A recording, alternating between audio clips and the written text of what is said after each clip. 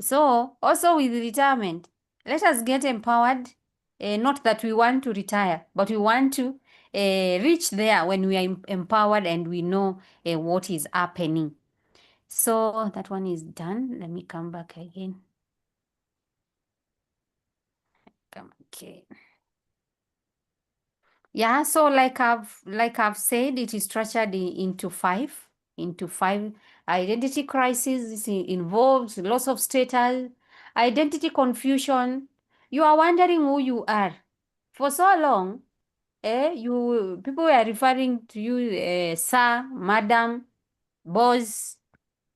Yeah, you've retired and no one is calling you sir or madam. Uh-huh.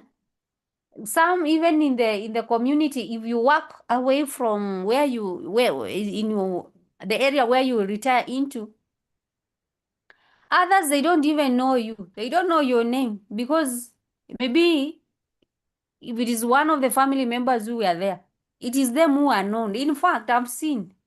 You retire, you are confused of your identity. People come to your house and they ask you, we- wenyewe awe wa wako. Have you heard that? Wenyewe awako, and you are the mwenyewe. Can you imagine? In as much as it's a very small statement, but it has a lot of impact on people's status, control, and all that. The role fusion. You are wondering, like this one I've seen with the policemen. Eh? You get used in this work of being rough, and then you retire in your community. You want to control and push everyone around. So that one happens. The other one is knowing which skills you can transferable wisdom or skills. Yeah, because sometimes we've seen people make mistakes for your entire life. You've never run a business. You've never run a business. And after retirement, you want to run a business.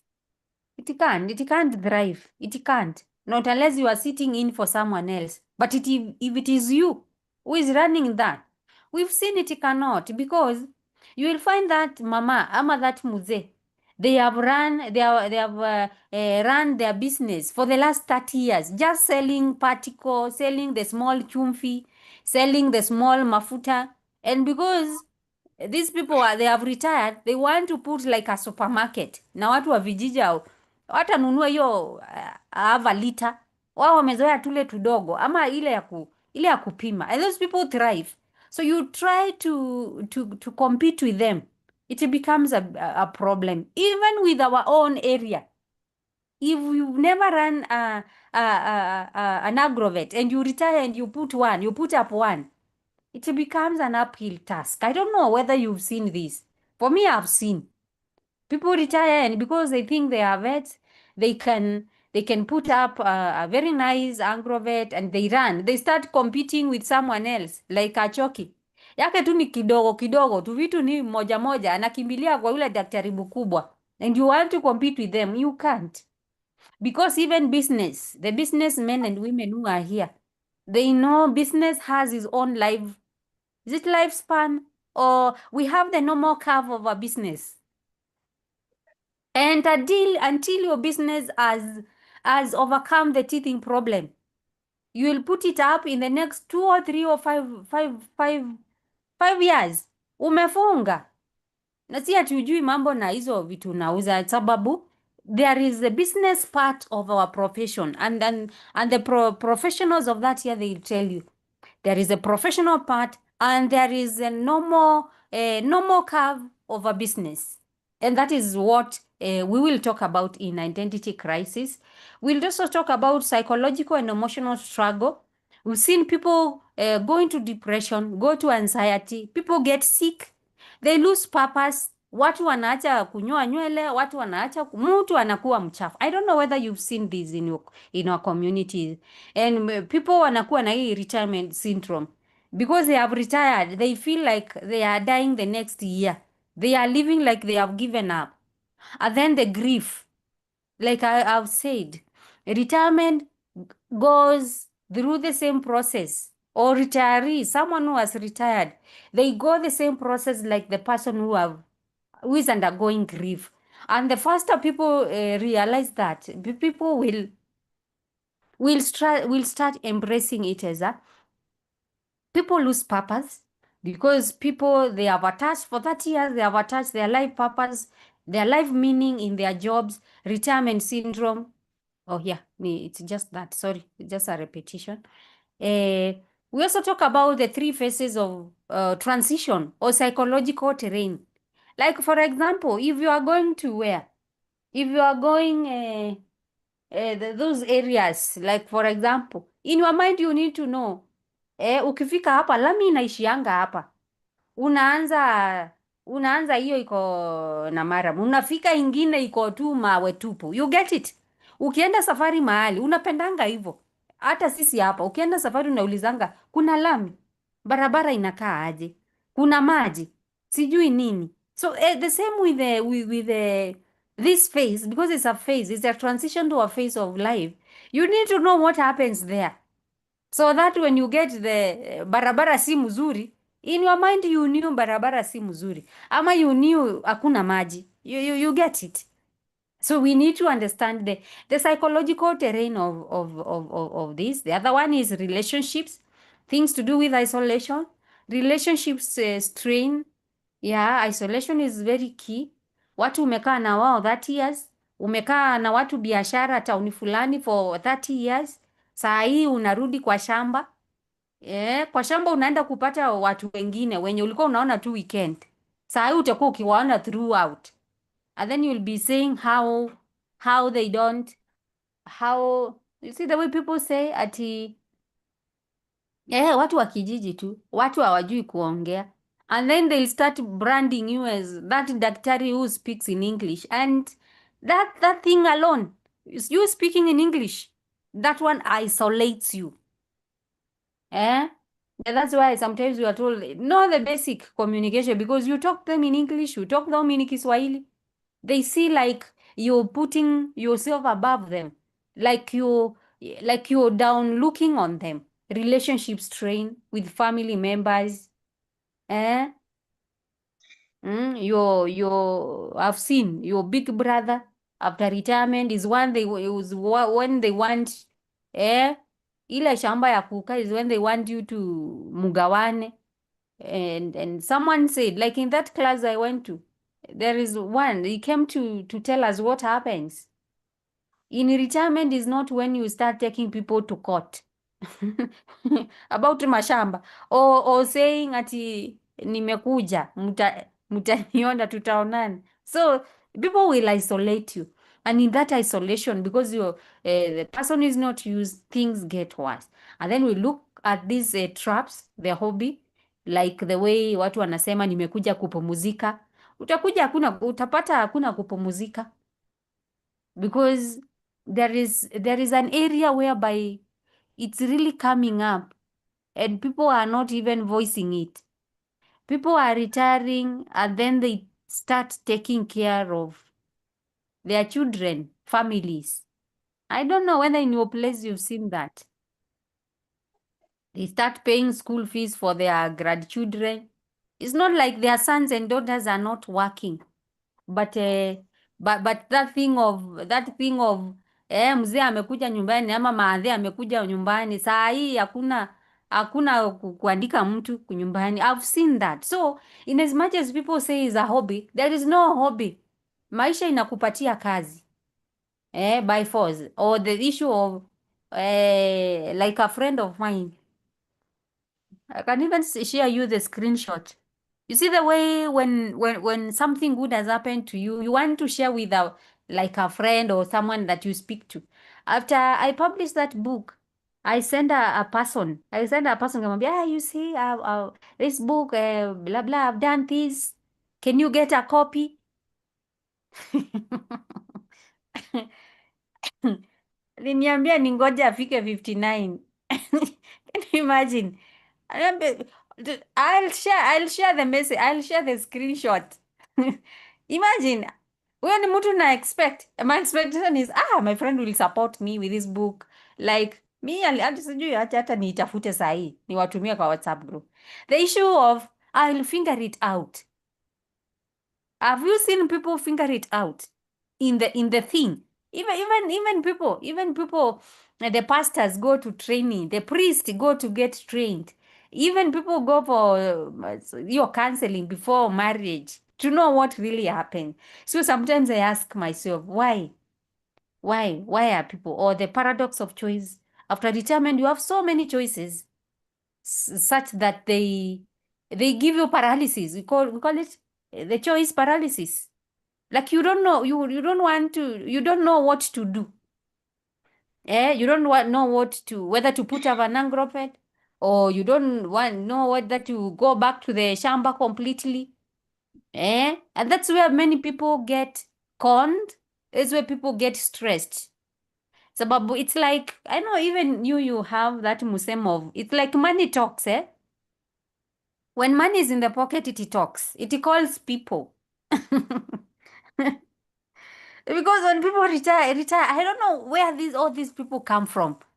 People of kununua mashamba, people of what have you seen people venture into? People of what we call this business, network marketing, things of like things, and then because the money is there, you want to invest, only to find that after 1 year ilikuwa tu uongo. Mm? Let me see what someone has written. So basically that is what we will. Matatu, yes. Matatu. And then even you don't know. In fact, Daktari, when we were in that training, this lecturer, this KSG lecturer was telling us how people get conned, how retirees get conned in this matatu business. You never know how matatu works, business works. And then you go and employ a driver and a makanga. Wataimaliza tu wakuachie, uweke, ikue inaitangwa aje. And we have seen this. It becomes the laying nest of your chicken. I've seen this because you don't venture into business that you totally have no idea. It's better even, I don't know which is better, but it's worse venturing into business that you've never tried, because we've seen people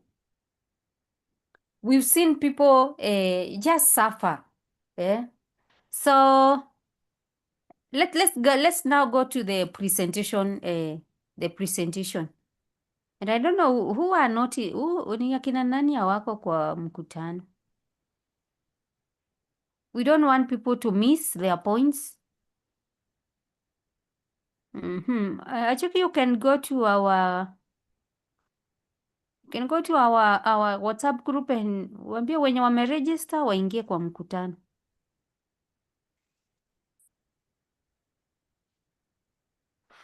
Yeah, are we following? Are we following as we start the presentation proper? Are we following?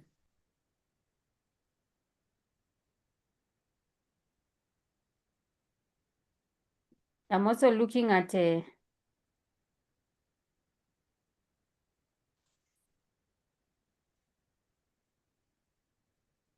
me read.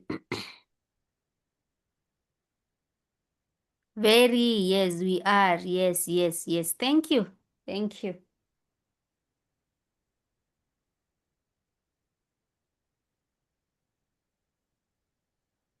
I was looking at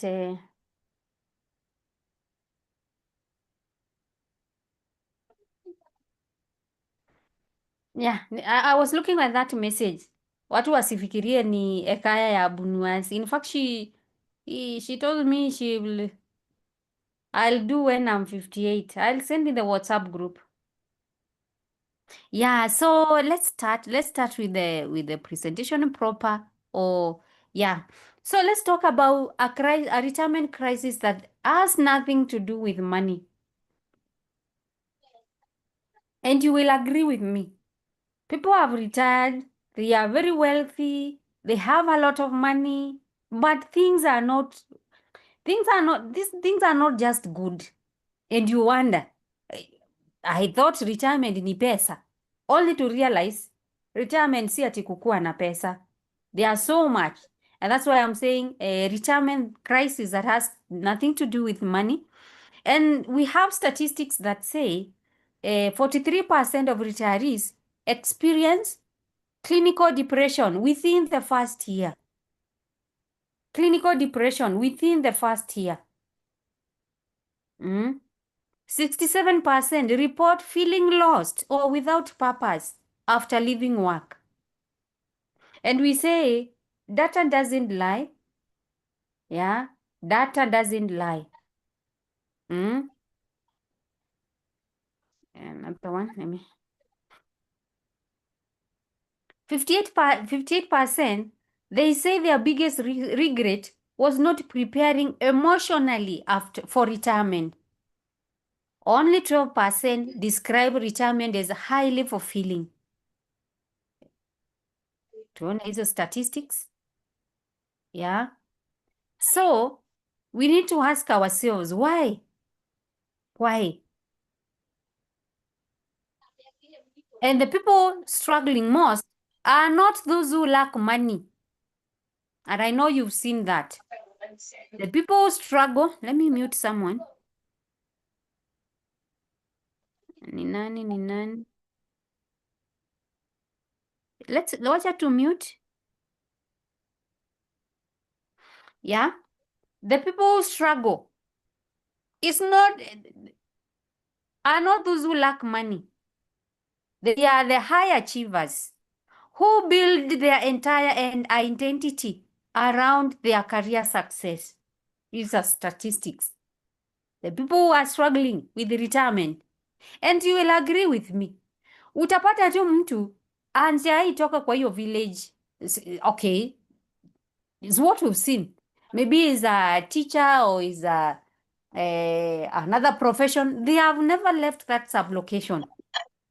And a person who was very senior in Nairobi, they retire and they come back to the village. Huyu mtu wa Nairobi ako na pesa mingi sana. Labda huyu hakulive that sublocation. Pesa yake si mingi sana.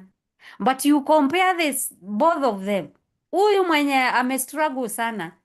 They seamlessly or they seem to fit in seamlessly as compared to the high achievers. The people who were doing very well. Maybe they are even driving, they have these investments, work on rentals. However, things seems to be just not good.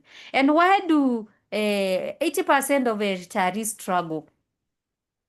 Why do they struggle? Because we can ask ourselves, kwani what happens? Just that, like the way the young people are asking themselves nowadays. Kwani what happens? What happens in marriage? Because they see things are not, for many or a certain bigger percentage, things are not just, they seem not to be doing well. So we have this retirement deception. And here is the thing. Imagine you've worked for 30 plus years. You have saved. And finally, you've gone for retirement. Have you pictured that? And then one day, for example, like Monday morning, for the first time in a decade, you have woken up without an alarm clock. Umeamuka na hakuna mahali unaenda. Umeamuka na hakuna mtu anakuuliza, where is the report? No one, literally no one is asking anything. In any case, those who are asking you, they're asking you for your money. They're asking you for your pension. I want your money. And then you remember, if you and your family were living at a distance, remember for them, they have built their routine. Wewe ni wewe umekuja na routine yako to their routine. And one mistake many people do, I've seen or I've heard, you are the newcomer. You've retired, you've gone to the shamba, onto the village, and you want people to fit into your routine. And you are the only one. You are the only one versus maybe 5 other people. You want them to fit into your routine. There is where the problems start coming. I there is I think I don't know whether he is a daktari or what. Yeah. He was telling us how things were not good for him because he was seeing like people are doing things very slowly. Things were going very slowly. And he's an employee of more than 5 years. He resigned because he could not keep up with the pressure. Eh? Until he was telling us until one day the wife akamwambia, ukiendelea hivi utajilimia shamba, sababu watu wanasema hawataki kukulimia shamba because he gives them nini hiyo kibarua and he is like wale wa management by walking around. You've seen that people are weeding and you are coming after them. Ukiangalia whether they have done it correctly. We will see how and why it comes. And this deception we are talking about is at this point you feel like you are free. You are free. In fact, you start saying because at your workplace you never mentored anyone. You are the only one who knew which book, which report to take from where. So you feel free at last. In fact, some people start saying, tutajua tu. Wataanza kunipigia simu. And in fact, they call. I've seen people call. Your former boss, unaanza kumpigia simu. What were we doing here? Hii tulikuwa tunafanya. Of course, it's good. It's good for consultation or for, yeah. But if mentorship was done well, if you, the retiree, mentorship was done well, will that call after retirement happen? So after feeling this freedom for the first days, after sometimes you wonder, you wonder, you're sleeping too much. You have so much time, and you wonder what to do with the time, yeah. And we will see. This is not a worst case scenario. It is a typical experience for successful professionals who retire without the psychological preparation. I don't know whether you've seen this or you've experienced this. Yeah, because we said is either retirement is affecting you directly or indirectly. But what we are saying, this psychological gap, we can feel it by focusing on several issues that we'll talk about maybe tomorrow. So here is the identity crisis. Here is the identity crisis that blindsides high achievers. You see those people who are in senior positions? There is something inawafunganga macho. I don't know, but it just comes naturally.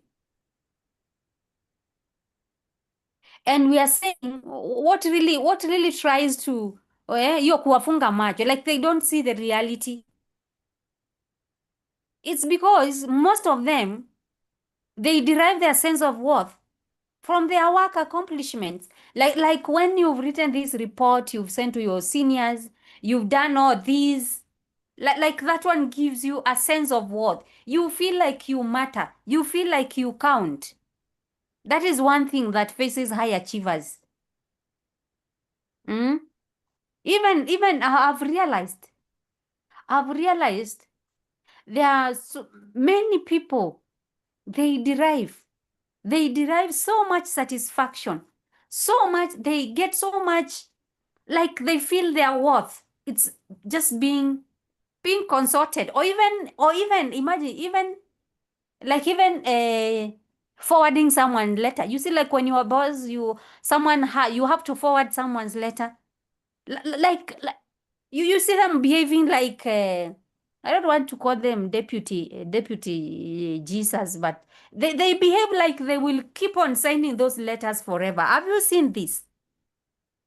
We are saying there is this identity, and this identity or validation that blindside them is because most of them, they have attached. You cannot differentiate their real self from the work self. We will see how. Also, it's because they build their social circle primarily around professional relationships. Yeah.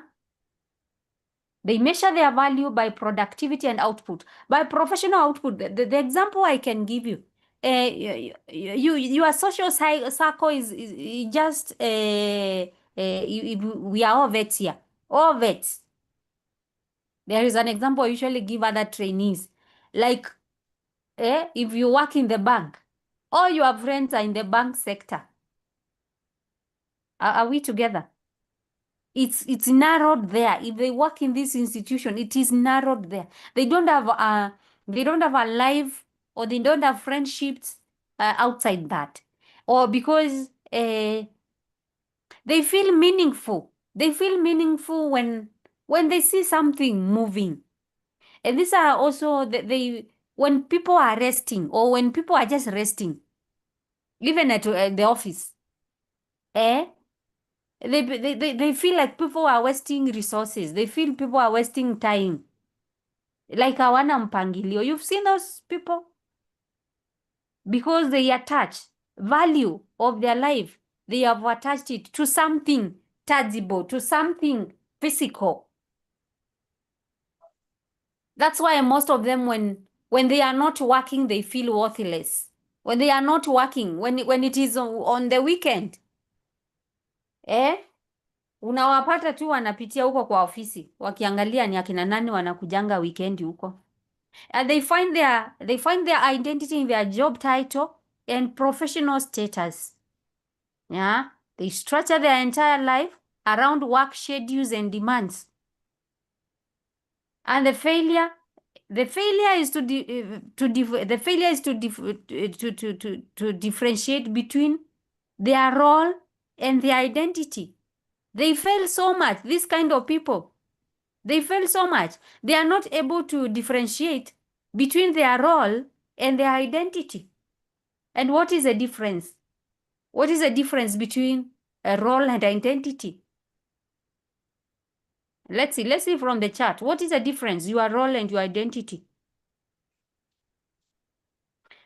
And your role is what you do. Your identity is who you are.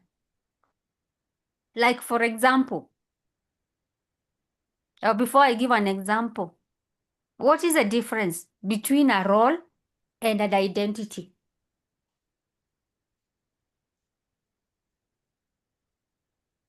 In the chart, what is the difference between a role and identity? Let's see in the chart.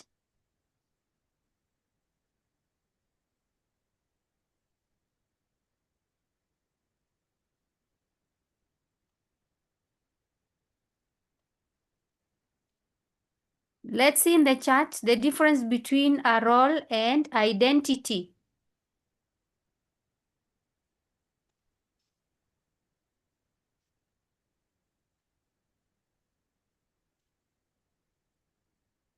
Mm-hmm.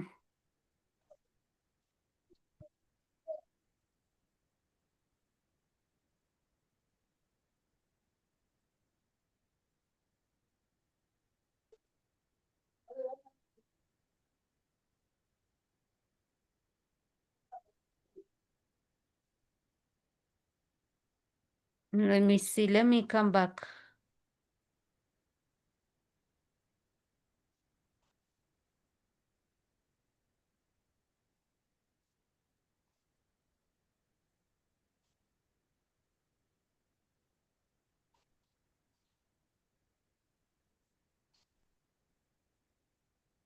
A role is something you are required to do. Identity is what you feel you should do.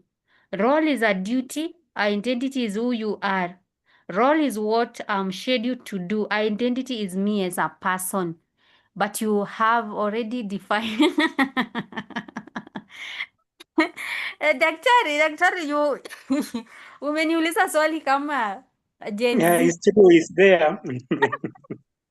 Gen Z siku hizi unampatia scenario and then anakuambia but I was not there. Unamwambia imagine this and they tell you I'm not imagining. Roles means you activity in family or society, while identity is the positioning in the family, in the society. Thank you. Thank you for that. Umenifanya nicheke, Daktari Waome. Nowadays, we are really facing challenges with the Gen Z. See the way you give them a scenario and then a hypothetical scenario. From the word go, they tell you, but I was not there. Utafanya nini kama mwalimu? So, like for example, I've given a role. Is what you do. Your identity is who you are. Like for example, your role, your role could be a marketing director. You are what we call this. What do we call this? Medical representative or technical representative. That is your role. But from that role, because from that role, what is your identity? You help people. You help people to assess or to assess resources better. If you go to that book I've said, a role is, you can say I'm a marketing director. Your identity, I'm someone who helps people understand complex ideas. If you are my role, I'm a project manager. Your identity from there, I'm someone who brings order and helps teams succeed. I don't know, yes. But from all the definition we've given, it's correct. In fact, in simple terms, we can say we use our roles for remuneration or to get paid. But the things, who you are, sometimes you cannot be paid to be who you are or to perform the duties of who you are. So, where we are there. The role are external. Roles are external and temporary. Let me put a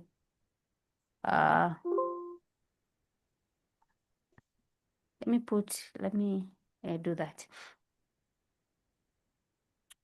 Identity is internal and endures. Is who you are. Is you as a person. Because after your job, after your business, after you go home in the evening, there is you. There is you, but the internal you.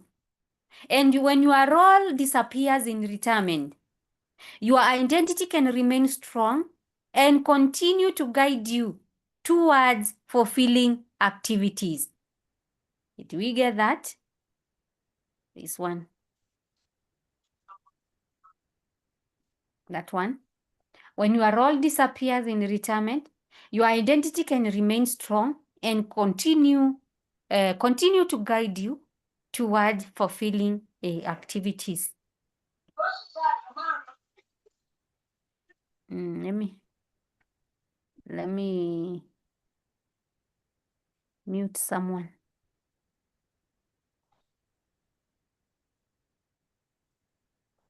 Let me mute. Yeah. So we've got the difference, and here's where many retirees get confused. They try to bring their roles into their families. They try to bring their roles into their society. And that's why it's when they get secluded by the others. Because everything they do, they try to say, when I was in Nairobi, when I was working here, when we were in Nairobi, this. People will just isolate you. And you talk to some people who have been isolated, it's very sad. Yeah. And here is where you met those characteristics or those examples of toxic people. When your emotional intelligence is not very high at this point, you will get depressed. Maybe in your entire life, you've never been hypertensive. You'll get hypertension and all these age-related infections. From there, we've seen the identity crisis. We've seen how higher performing people in the profession sometimes sometimes they face challenges. So what are these traps? What are these challenges that catch smart people, these high achievers? Because you will agree with me, wala watu in their career life, this is for learning purposes, not to down look on someone, lakini wale watu tu walikuwa like front office, like support staff, those people tend not to struggle, but the smart people, the high achievers, they tend to struggle. I don't know why and how, but we'll see some of the things we've seen is because of identity. They don't separate their roles from their identity. They achieve their validation. They achieve their purpose from their jobs, and it's something that can be that we can learn. Remember, we said due to the neuroplasticity of our brains, some of these things we can learn. We can learn on how to differentiate the roles and the identities. So there is one thing that really confuses, or the smart people seem not to get it right. And this is what I said. The trap one is, I will figure it out, myth. Yeah. Remember, I was telling you the story. In fact, I'm sending it now in our WhatsApp group. Yeah. Like I will figure it out. Why? Mbona nifikirie mambo ya retirement? Sinifikirie nikifika huko. But I think it's only human beings. I don't know. We don't like learning. I don't know. We don't like learning from other people's mistakes. We like learning from our own mistakes. Have you realized that?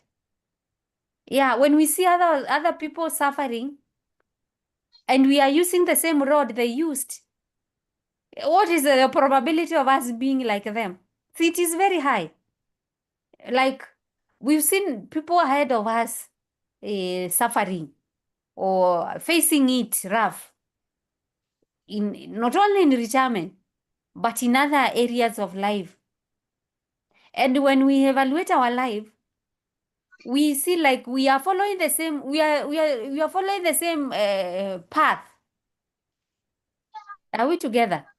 And we are not doing anything different. We are doing the things they did. The things that they did not do, we are also not doing. So what is the probability of us suffering like them? It's 100% we'll suffer like them. So I'll figure it out. Watu wanasema, I'll cross the bridge when I get there. So that is what people say. I'll cross the bridge when I get there. And this is what many successful people assume.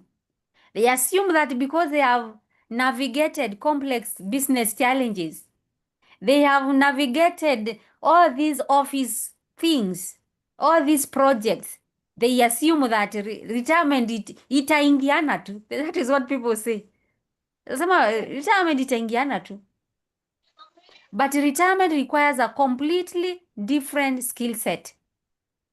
One that focuses on internal achievement fulfillment rather than external achievement. Remember, external is what was done by your role.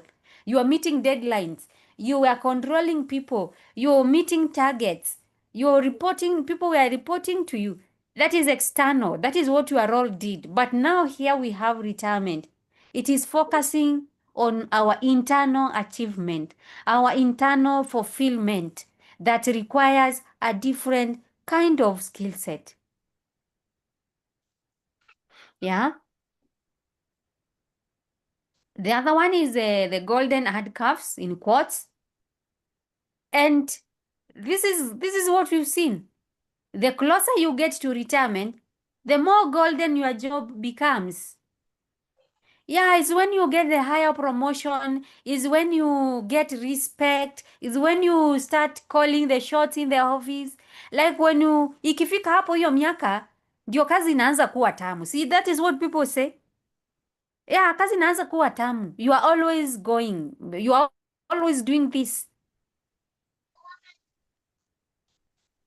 So what many people do, they confuse themselves. They love work. Unasikia ati mimi napenda kazi yangu. Mm? When actually they love the status, they love the office, they love the security, they love what is coming with that job. They know at the end of the day. Like for example, eh, some of these things here might not apply to all of us, but it is good because we've said this thing doesn't, if it is not affecting us directly, it is affecting us indirectly. And we can help. We can help a family member or we can help someone. Yeah. So many people, they tend to be, and you see, some of the times people say things and they think is a story. Few years ago, in fact, it was one of us in the profession. She retired. She retired once when she was very senior. Eh, she had a driver. Evo, that level. You see that level when you have a driver, when people like a whole county ask to come to you for consultation, you get that. Now, when she retired, this is for learning purposes. No one is immune. I remember uh, she had come to that town just to do some errands. Imagine she could not find a place to go, even an hotel. Sorry to say, this is for learning purposes because I literally saw it happen. She had no place to, like, where you can go and in an hotel and pass time. Hata kama si chai maji. Can you imagine she went to an office. She went to an office to in a sub county where she was a boss. Fortunately, she was very senior. So sema for example kama ni wapi? Sema kama Nakuru. Njoo watu wengi hapa wanajua Nakuru. Eh, for example, assume someone was the chief officer or CEC. You get it? All those senior people. So when she comes to Nakuru, she cannot find somewhere to go in town. She goes to that office. She goes to a sub-county office. Hapo. Is it Nakuru North? Hii Nakuru hapo kulikuwa kwa PC. She comes to stay there. Anasongewa akae. You get it? Like people are like, how daktari, si you could spend tu hoteli. Oh, not, am I overreacting? Like that one shows she feels more comfortable there. Like outside where? Or you see my assumption of the people in that office were like, she can even go window shopping, not to buy something, or in an hotel. But coming to say nifungulieni ofisi and you've already retired. For me it was like too much. Am I overreacting? Am I overreacting? Am I overreacting? So this is what happens. Kabla watu wa retire, ndio biashara imekuwa mzuri, ndio utaki kuacha biashara, ndio utaki kudelegate duties, ndio utaki, you get it. The golden handcuff, they blindside people. The other one is the hobby myth.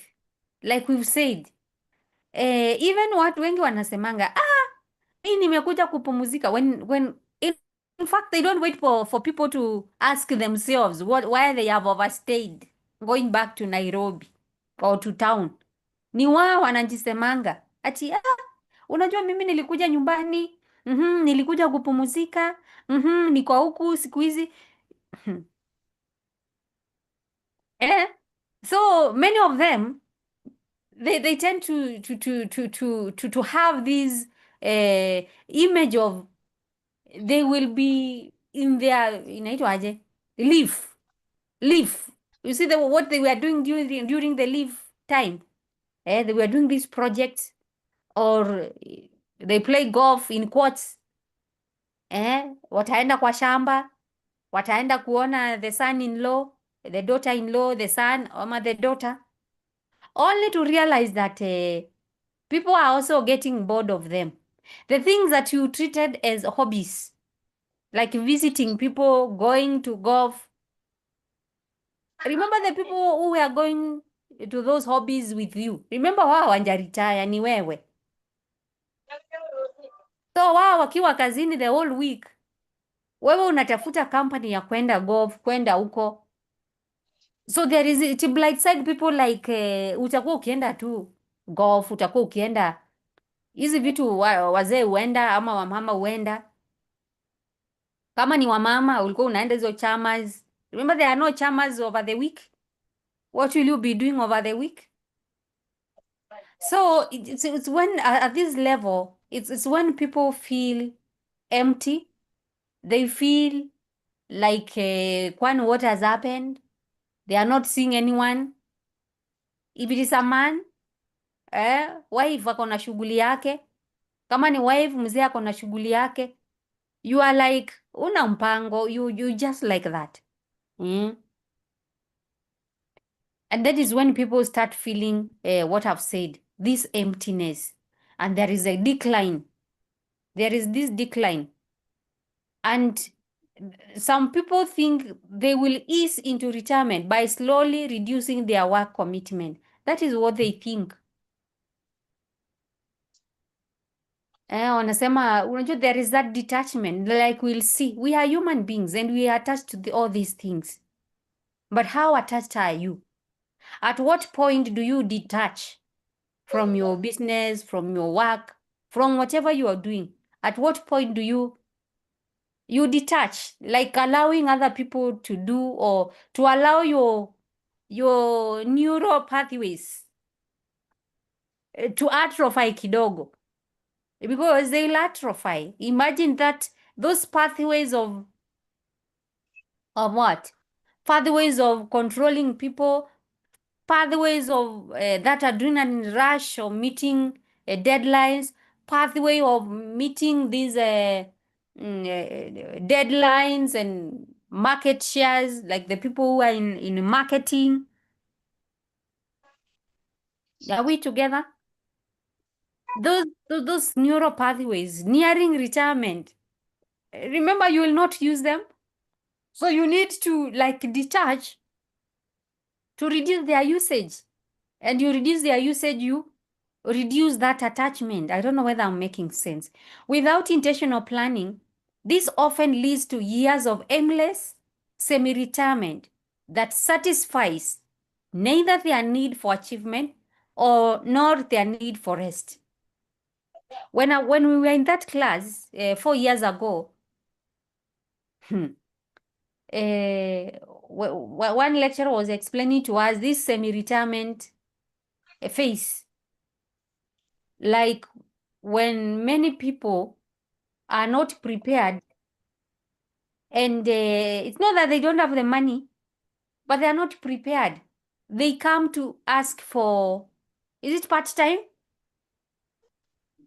And to make it worse, during that time, they sent someone to come and teach us about this, who was in semi-retirement. They have retired, but they think they need to come back to class. You get what I'm saying?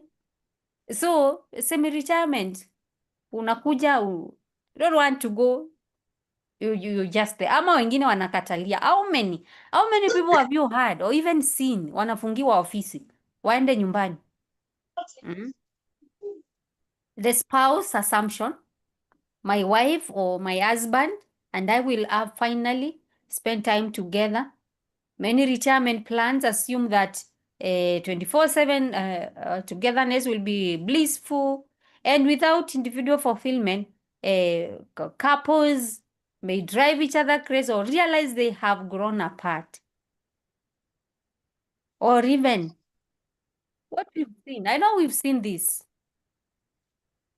If it was the mzee, ile gari umekuja nayo, Ile gari umekuja nayo kutoka Nairobi after retirement is the same gari your spouse will use going to Nairobi. Do you get what I'm saying? Yeah, for the 30 years alikalisha boma. Sasa wewe ile imebaki ni wewe utakalisha. Have you seen that? Ama ni mimi tu naonanga hizi vitu? Let me see in the chat. And then people are left wondering what happened where. And you will hear or you've seen there is one gender that doesn't forget. And people are told this and they think ni story.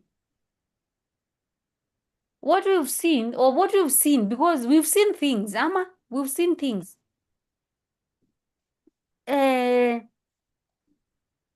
We've seen so many, especially sometimes I don't know, but retirement seems to be hard for the male or for men, and very women has a way of seamlessly integrating with any situation or community.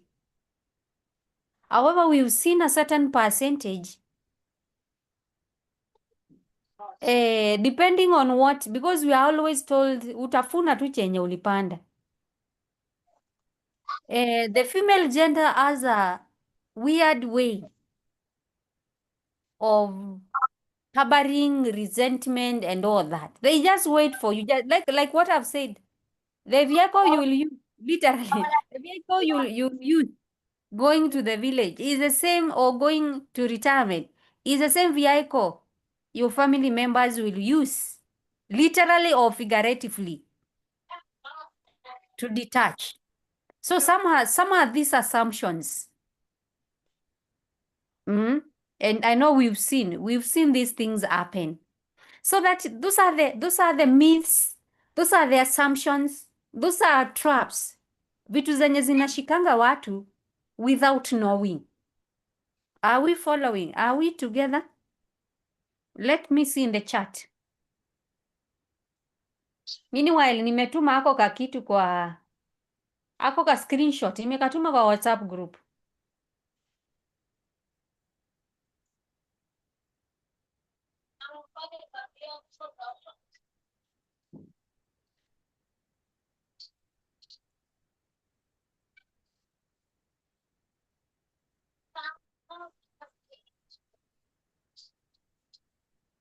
Let's keep sharing.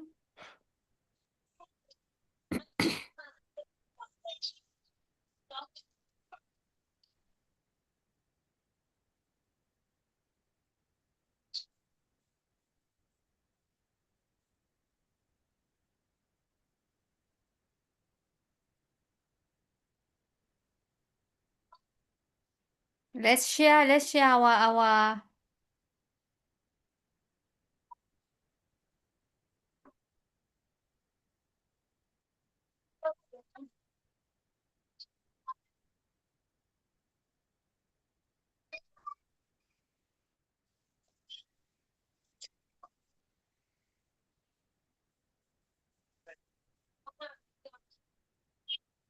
let's keep on sharing.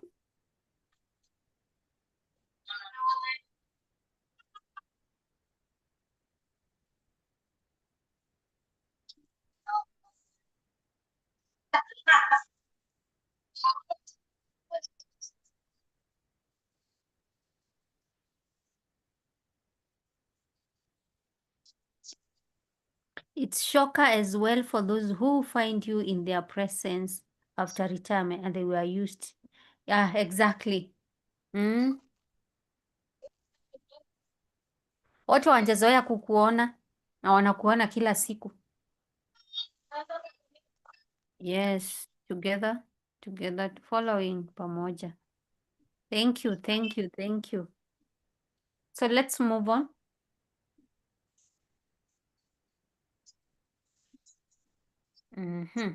Tuko hapa. This is what I was talking about. Understanding what really happens. Understanding what really happens in this phase of our career.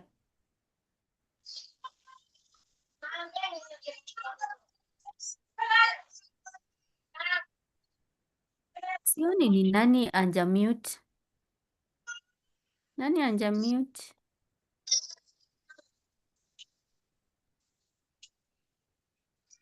I'm hearing my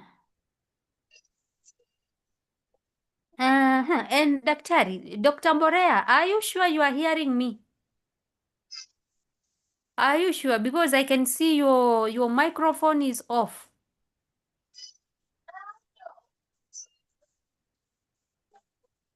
Sometimes when it is like that, kama ni wewe, ask to mute.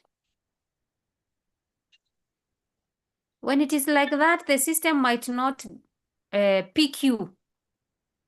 Yeah, now I can see.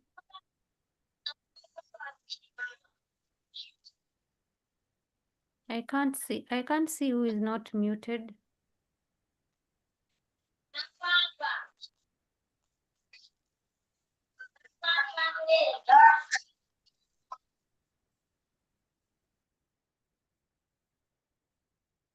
No, I'm good.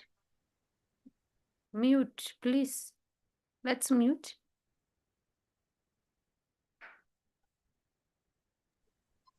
It's very hard for men, especially those who have been working away from home.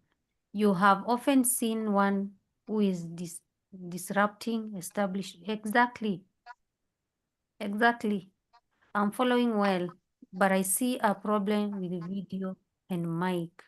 Yeah, Dr. Ibore, I can see, I don't know. I don't know. Labda ni video, but sometimes you can see who is not fully in the meeting. You can leave and enter again, Daktari, for the system to capture you completely. Last time I remember having an issue with one of us.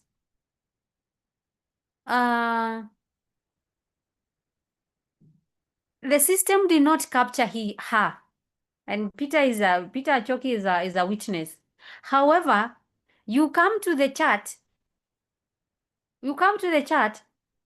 It shows she was there, but to the system, the login system, she wasn't there. So I don't want to take chances this time around. I don't want to take chances. So just to ensure everyone is in.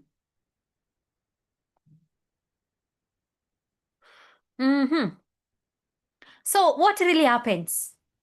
Because this one can really save many, from the challenges of retirement. And it is just to understand the neuroscience of life transitions. That is a basic. Understand what is happening.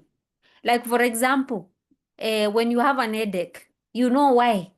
Or there are so many underlying things that can make you have an headache. Or when you have stomach upset, there are several things. So what the physiology or the neuroscience of life transitions, and retirement is a phase of life transition. Or is one of the life transitions we have. And when we retire, the brain experiences something similar to what happens after stroke. Entire neural pathways that have been strengthened for decades of work patterns suddenly become unused. This one I lifted from that book. And this is not dramatic language. It is literal neuroscience. Like I was just saying, so many neural pathways you used. Like you used to wake up with the alarm at 4, maybe you have to travel, you have to drive to your workplace. And now, all those neural pathways, you are no longer using them. And because of that need, because of that need, that neural pathway, remember, like we were talking about the science of emotional intelligence, we also talked about this. So remember now, hizo neural pathways zinaisha at once. Na hapo sasa ndio kuna kuanga na shida. Yeah. how to stop those patterns or those neural pathways and to develop new ones is when there is a problem, because our brain has spent 30 to 40 years developing pathways for solving problems. If you are a boss, interacting with your colleagues, that small talk with the colleagues, si kitu kidogo. It means a lot to our body, to our psychological needs. Are we together? Managing professional responsibilities. Hiyo kutuma watu wafanye hivi 1 2 3, kuambia huyu fanya hivi. That is a pattern in our mind. Deriving satisfaction from work environments. Just having an office, or just having that office with colleagues. Just people saying that you work there is a enough neural pathway. It's a enough road to be traveled by emotions in our brain, or even structuring time around our work demands.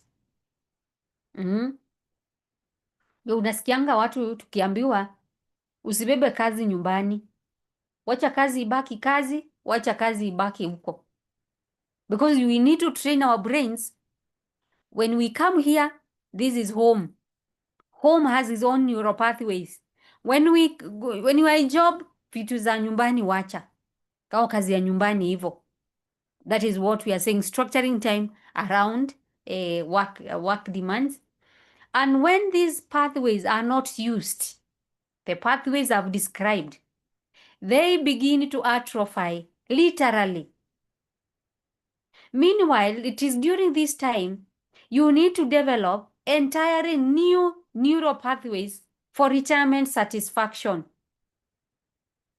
Remember yesterday, the other day we were talking about our brain cannot differentiate the real event, or differentiate whether the event happened or never happened. And you will agree with me, especially even those who are in business, especially when you are not going to work. Uko tu nyumbani. It's only your body that is at home. Your brain is at work. Like unaanza kusema at this time, if it is Monday, in your mind you are at home. Unaanza kusema it's Monday. At 9 is when we have a meeting. You start role playing. When you are heading the meeting, so and so was taking the minutes. You see? And that is where we are talking about semi-retirement. The body is at home, but the mind is at work. And this one, sometimes it happens with the children. Those of us who have children at school. Because the kid is sick, unamwambia leo usiende shule, ni wewe utachoka tu. Because atakakaa kuambia, nakuuliza, mama tuko saa ngapi? Mwambie tuko saa 4. Mwambie saa hii naendanga kukunywa chai. You see, this thing is in the kid. It is biological. The body is able to know at this time is what I do. Wanakaa tu. Saa 7 wacha ifike. Si mwili the signal has been there. It's eating time. Mama tuko saa ngapi? Mwambie tuko saa 7. Saa hii tunaendanga kukula na mandi tunakula. You get that? Like biologically the kid is at home, but mentally the kid is not there. It's at a school. So it's better they be in school. Sababu ni wewe utachoka tu. The same way with when people retire. In the first 6 months, or in the first 1 year, the people are literally at home, but the brain is at work. This process may take time of developing new neural pathways, requires energy, and it requires intentional effort. Intentional effort is a key word. That's why, like we'll see tomorrow, we need to know how to differentiate, like what we've talked about, how to differentiate our roles from our identities, or differentiating, the roles which are things to do with our work and our identities. And we are saying developing these new neural pathways is a process. It takes time. the earlier ama the faster people acknowledge it's a process, it's an intentional, it requires intentional effort, the better.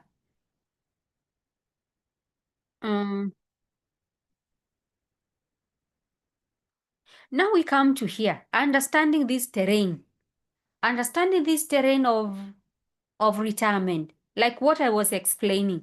If you are going to Maralal, if you are going to Nairobi, from Nyeri or from, you need to know which interchange interchange. Tukifika hapa tunapita aje?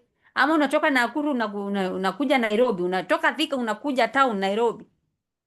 Which line do you take? Because you might take one unjipate Westlands, uchukue ingine unjipate huku. So in your mind you need to know the terrain. And if literally if you're coming in Nairobi, you know which lane to take you somewhere. Mentally you're prepared. You know how to maneuver to find yourself in that lane. The same with this phase, with this transition. You need to know what to expect.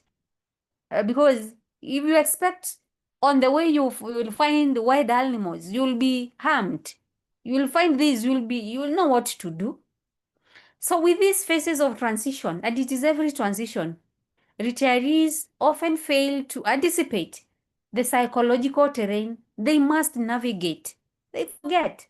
Wanafikiria tu ni kukaa hivyo, kula hivyo. You get it. So we have these transition phases. We have the honeymoon, and this one even happens in other life transitions like marriage, even jobs. Yeah. We have the phase 1. This is for the first 6 months. This is the sleeping in, the playing of, the hobby, and everything feels exciting. It's like a vacation. Even you yourself, ni wewe unajiambiana, ni wewe unajireport. Umekuja nyumbani kupumzika. That is what people say. You want to catch up with the projects. You want to take that trip. You are feeling free at last. And the mistake is, people say they are free from that boss. They are free from those workmates who were toxic. Only for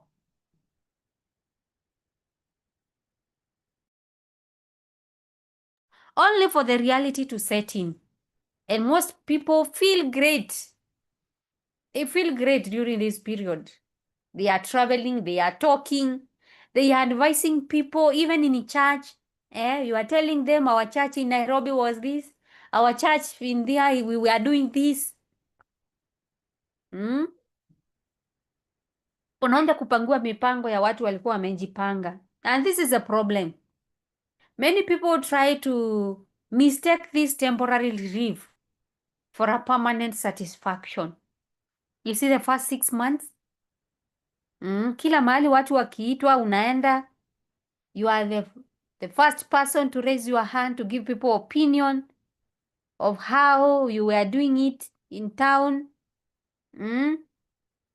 And many people even sometimes even small thing, like I had said earlier, a small thing like dressing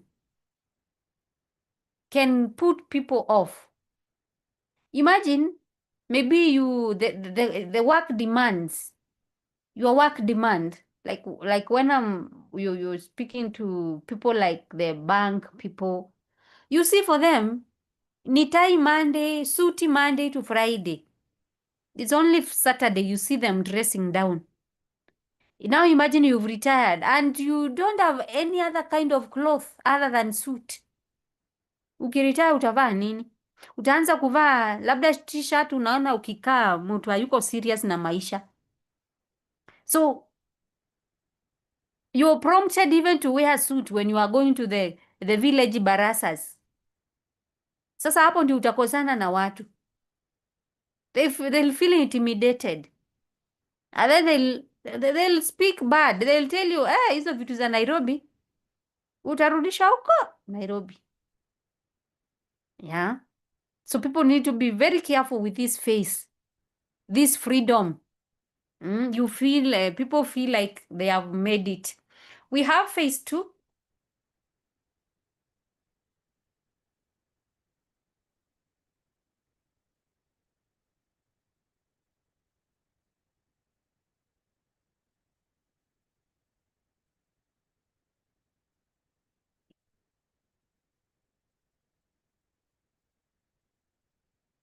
Sure, Daktari. Karatina, sure. Intentionally do it. And that's why sometimes you are told, if even in church, you see, like nowadays, it's the way it is. You be in two churches, even in church in town, unakuwa tu a member in the church in the village, arambe huko, and then you need to be very careful with the arambe and sherehe. I told you money speaks. You retire, kama watu wameitishwa 200, literally give 200. Don't give 500, or even don't show them you have 500. Mmeitishwa 100, peana 100. It's for your own sanity.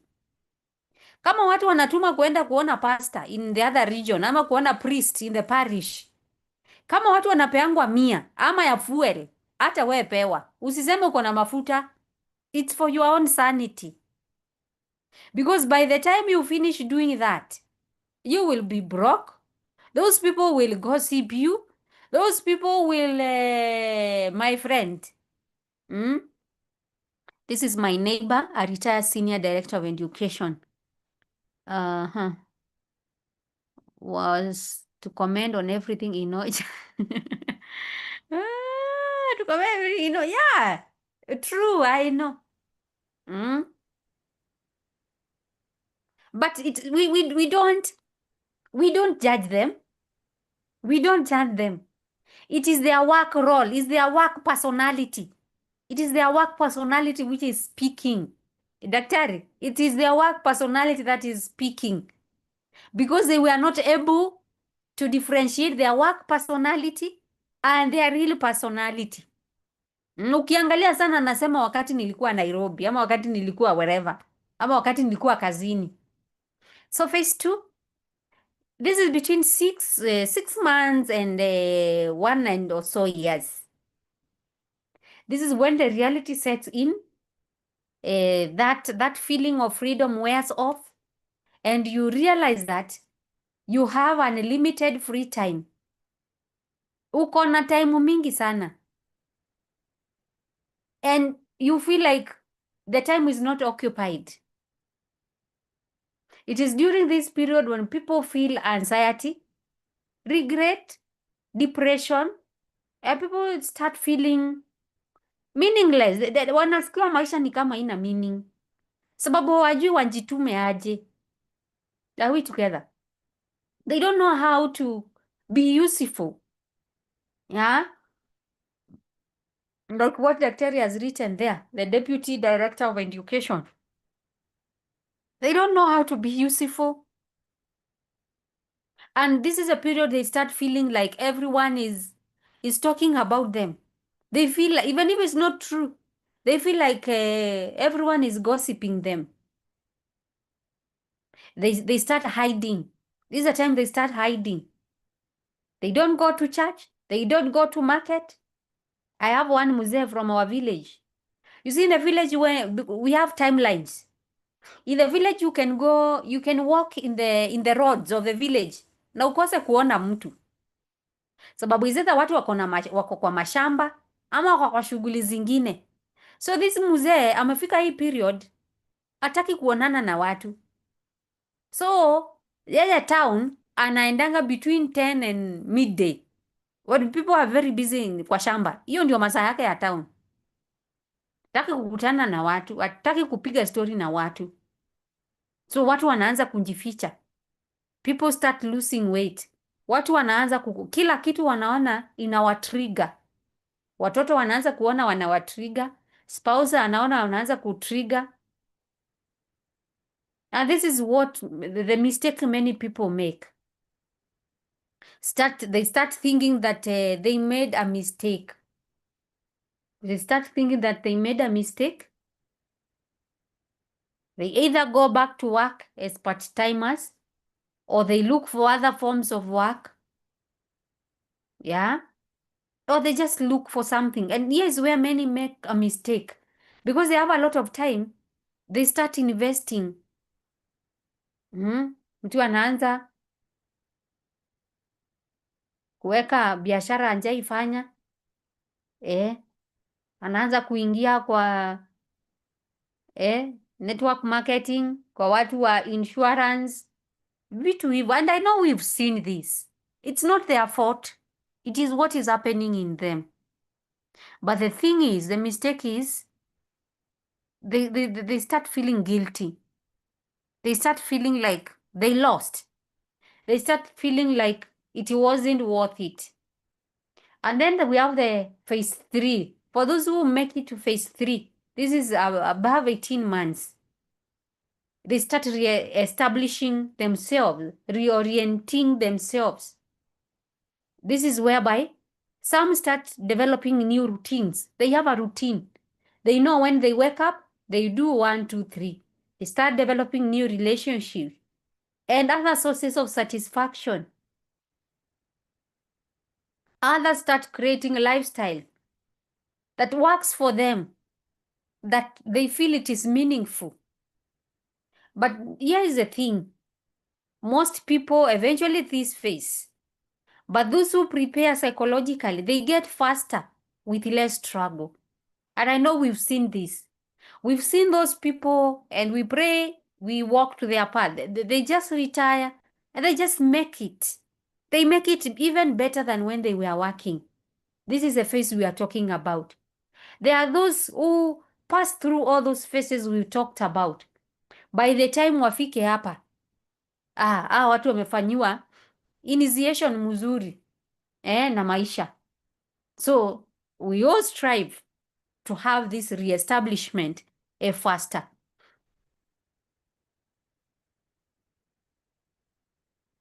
We have something else. We have something else. Which are the psychological needs? Remember, every need has every phase of life. Or everybody, all the animals, even animals have needs. Those freedoms. Are you seeing it well? Ama ni mimi sioni? We have psychological needs in retirement. Things that have to be satisfied. You see, like even when you are in business, you are at work, there are needs that your work brings. Are we together? Like there are those needs that work has to fulfill naturally. There we even have basic needs, isn't it? So this is what research in positive psychology says. It identifies several psychological needs that must be met for life satisfaction. Hiyo iko hivyo. This is how we are wired as human beings. For us to enjoy in life, they have to be satisfied. The satisfaction, how the satisfaction is met is what is different, but they have to be they have to be met for satisfaction to occur. And remember, like I've said, work naturally fulfill some of these needs. So imagine work or your job was fulfilling some need and now you've retired. So what happens to that need? What happens to that need? And yeah. So retirement requires conscious planning to meet those needs. And hapo nauliza watu. Examples of basic needs: food, water, education. Those are basic needs. And for you to thrive or to be better placed in the community or in life, we say we have to meet the basic needs, isn't it? So we have these needs. We have these needs that work brought. So you need to look for ways on how retirement, for you to enjoy retirement, you have to meet these needs. Are we together up to that moment? Let me see.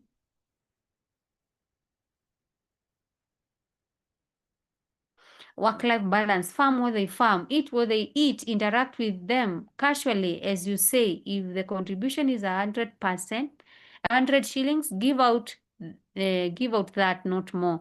But start doing this now. I think exactly because kama saa hii unawapatia 500, utaanza kuwapatia mia moja aje? Kama saa hii una chip in, after retirement utaacha kuchip in aje?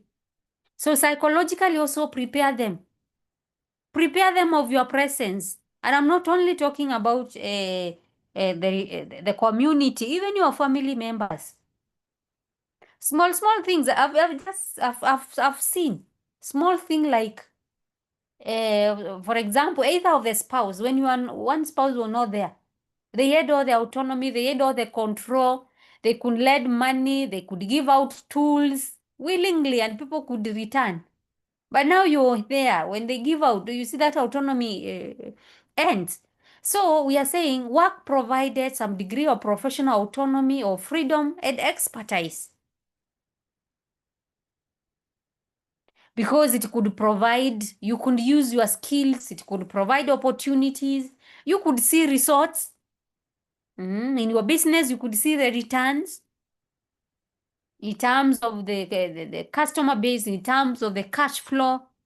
Are we together?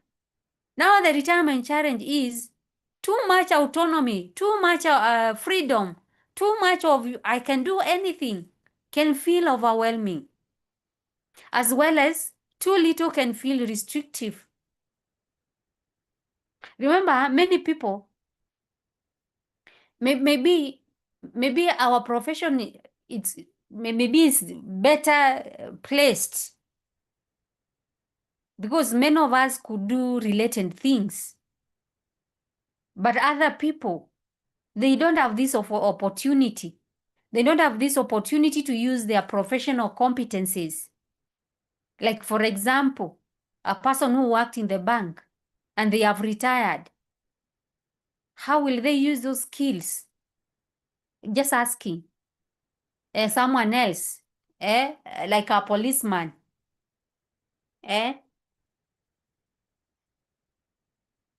they have retired. Those skills they were using, how will they use them? That's why you see others doing related things. I don't know. So lots of professional competence. Umesoma ulikuwa accountant. Tuseme kama saa hii you are not a consultant na umeretire. Utatumia hiyo skills za accountancy wapi? So people may feel devastating. They may feel lost. And that is one challenge. One challenge that faces people they retire. They wonder how all this autonomy, how will they use it? And we'll see tomorrow how all this autonomy you can make good use of it.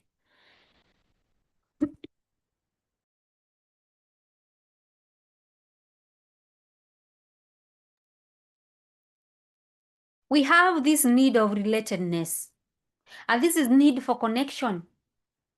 And we'll all agree that work provided daily interaction with colleagues, people you shared goals with your professional community. Yeah, you meet your boss, you're in the same profession. You meet this one, you're in the same profession. That is what you've done for the last 30 to 40 years. Now the challenge comes in retirement. There is social isolation. Social isolation, like I've said, everyone is engaged. You are the only one who has all this freedom. You feel like you are in vacation. Everyone is busy. Everyone is selling. Everyone is contributing into your community. So you feel lost. And I say it is when people literally go into isolation. They stop going to church. They stop associating with the community. I remember the Wazee I was telling you. Wazee, people had to send wazee to him. Can you imagine? Unatumiwa wazee kuambiwa uende kanisa ama utokee sokoni. Can you imagine that? Ukiona watu, have you seen this?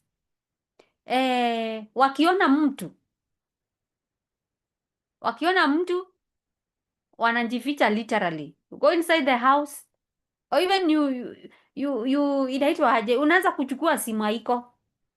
Do you know there is a way you can make a fake call? Is it still there? Making that phone, you make your phone call. Literally it calls, but you cannot, there is no one. It's a fake one. Is that feature still there? It was in those kitambo. I don't know whether nowadays it's there. That is relatedness. We will see how we can relate with other community. And someone has said, someone amesema kitu hapa, amesema do what they do, relate with them, yeah, tokea wakuzoee.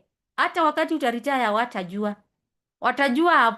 after you are in the 6th or in the first 1 year is when they'll know you retired kitambo, because they don't realize it. That is relatedness. We have another need, a work provided. That is the need for meaning. The work provided sense that your efforts matter. You contributed to something bigger. Yeah. You like, for example, you train people, they become better. Like you can see your fruits. But now you are not producing that.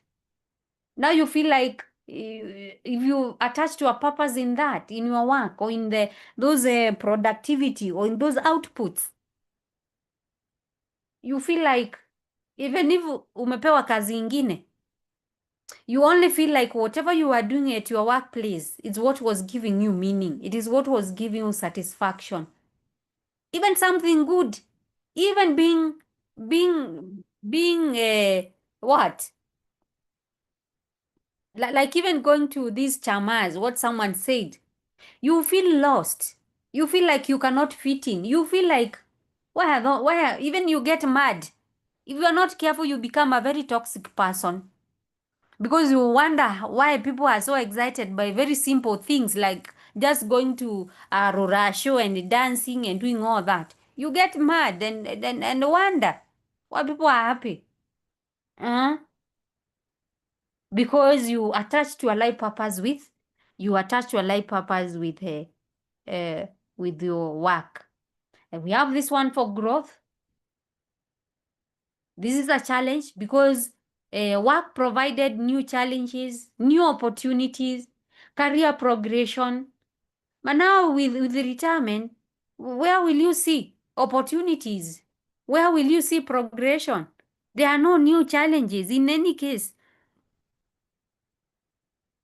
People are coming to you for solution, with their own problems. People feel stagnated.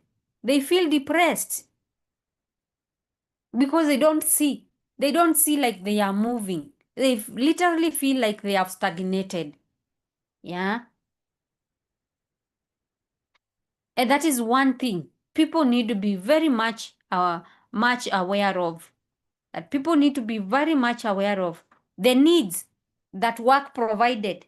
They need to look for ways on how those needs will be met. So let me see how far are we?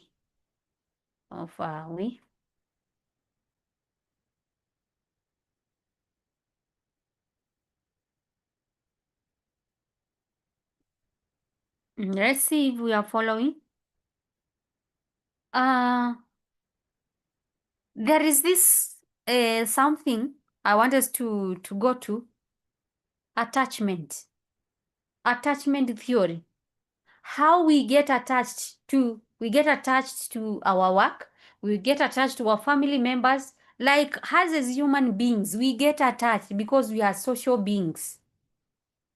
So we tend to get attached to our businesses, to our jobs, to our careers. We get attached. And this one really affects retirement.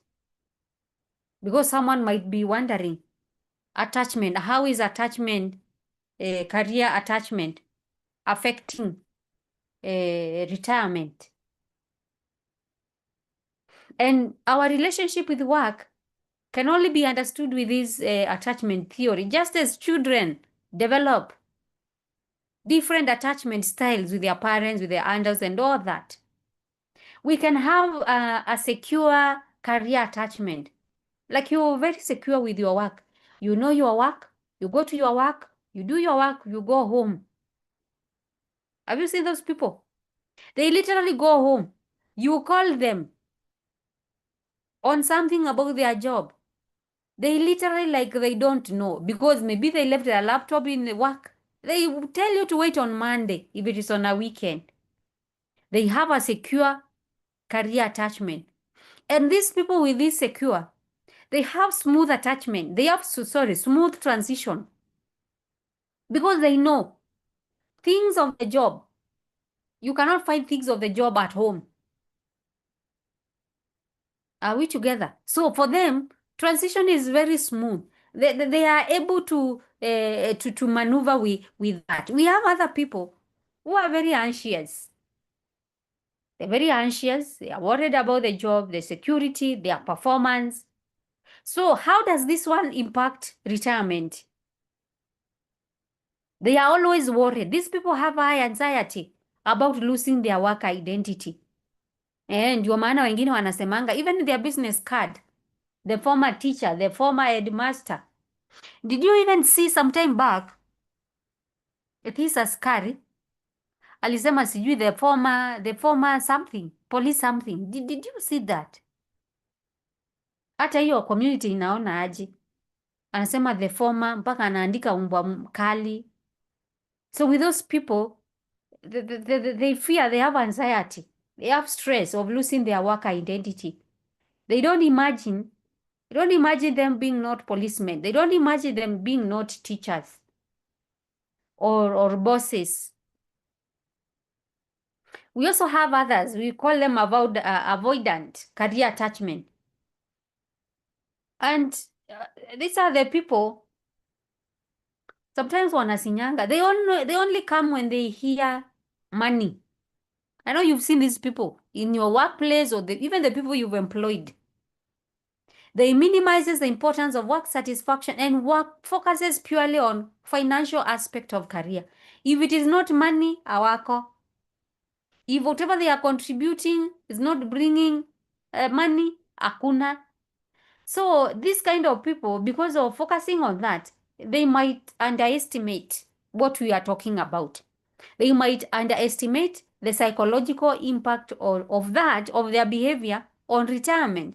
Because everywhere they'll be looking. If something is not bringing money, they'll not contribute. Na ndio unaonanga wengine wanaanza kuwa nini? In quotes, wakora. They start collecting money, wanaanza kuambia wataandikisha watoto wa community, wanachukua pesa, wanaambia watu literally stealing, conning people. Because for them, any project, anything that they have to do, it has to bring them money.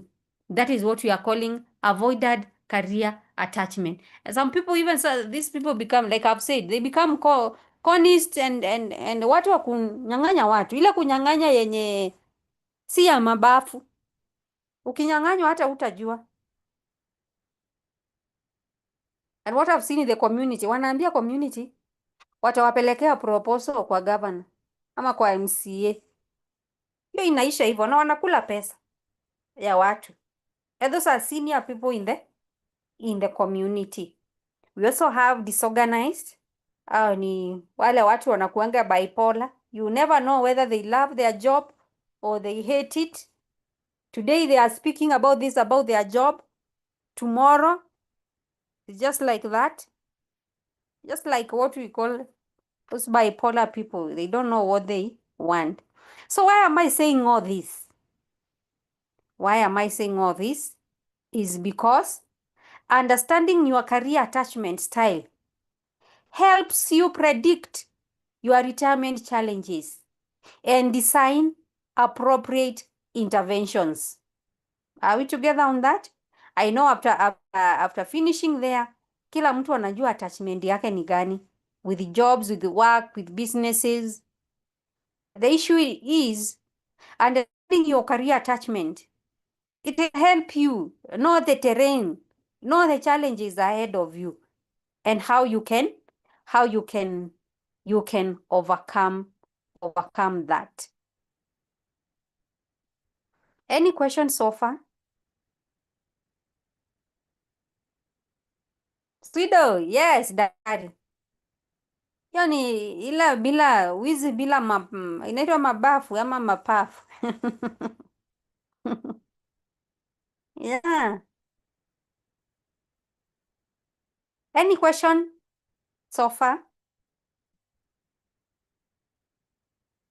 Any question, any comment?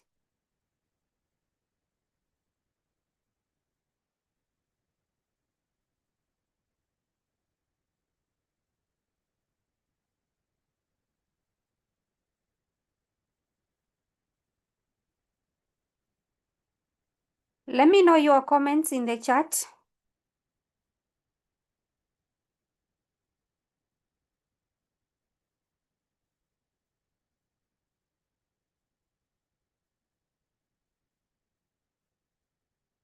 Let's write something. We are 2 hours into the training. We are almost there.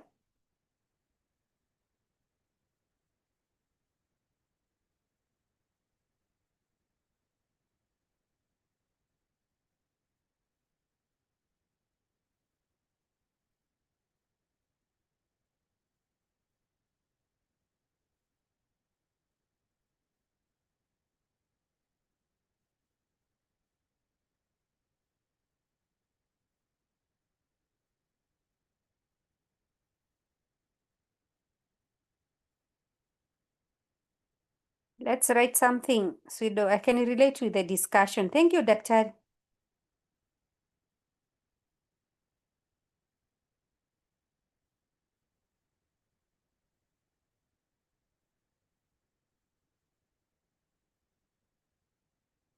Let's contribute.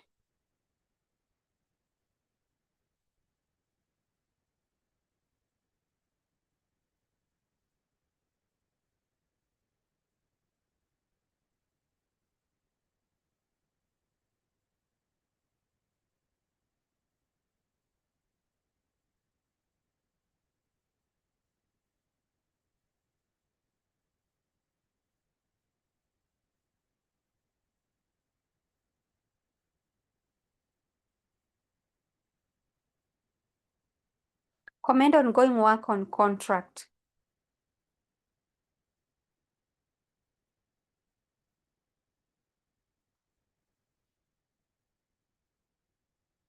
Daktari is asking, after all that discussion, what do we have to say? So ways to prepare early. Hiyo ni ya kesho. Daktari. Today we are talking about the challenges or why it feels stressful. Loss of earning can hit someone who has not prepared financially for retirement very hard. Sure, daktari.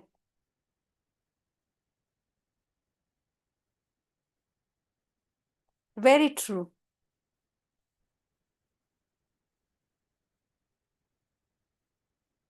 And remember this training, this discussion is on the psychological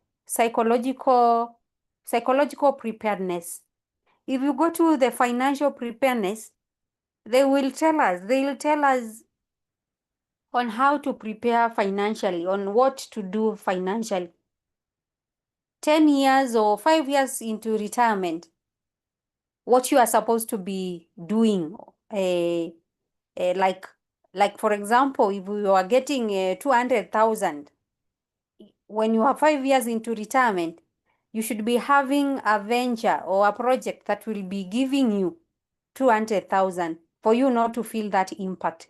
With the going on contract, like what I've talked about, it is good, or it's because many people retire nowadays. People are retiring when they are very strong.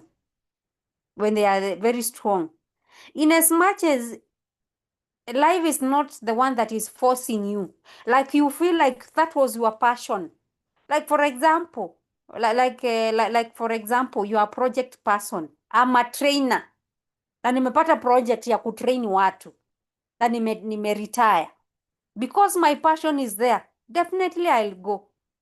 Because my passion is there. But the difference is, Daktari, the difference is that loss or that emptiness, that loss or that emptiness or that fear is the one that is driving you into contract.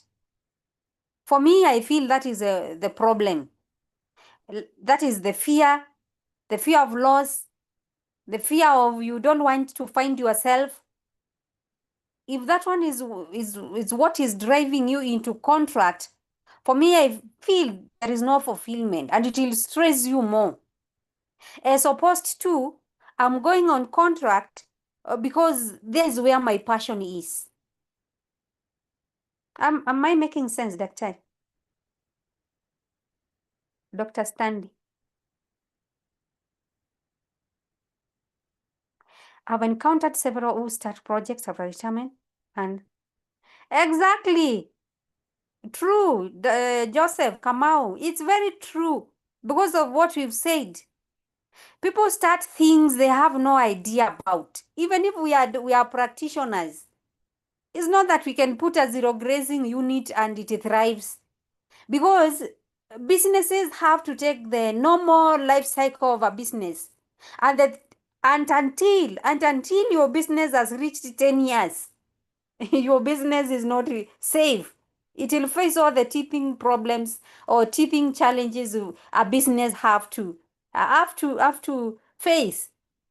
And the businessmen and women around, they can tell us the challenges between 1 to 10 years of a business. There are so many challenges. Maybe even many don't even break even in the first 5 years. Yeah. So it is true. And this is what we are explaining here. Doing something someone has never done. Understood. You made a lot of sense. Thank you. The only problem is that we can role play retirement for practice. The only problem is that we cannot role play retirement for practice. Sinjashika hiyo daktari. Nani ameshika what Dr. Mwalani has written?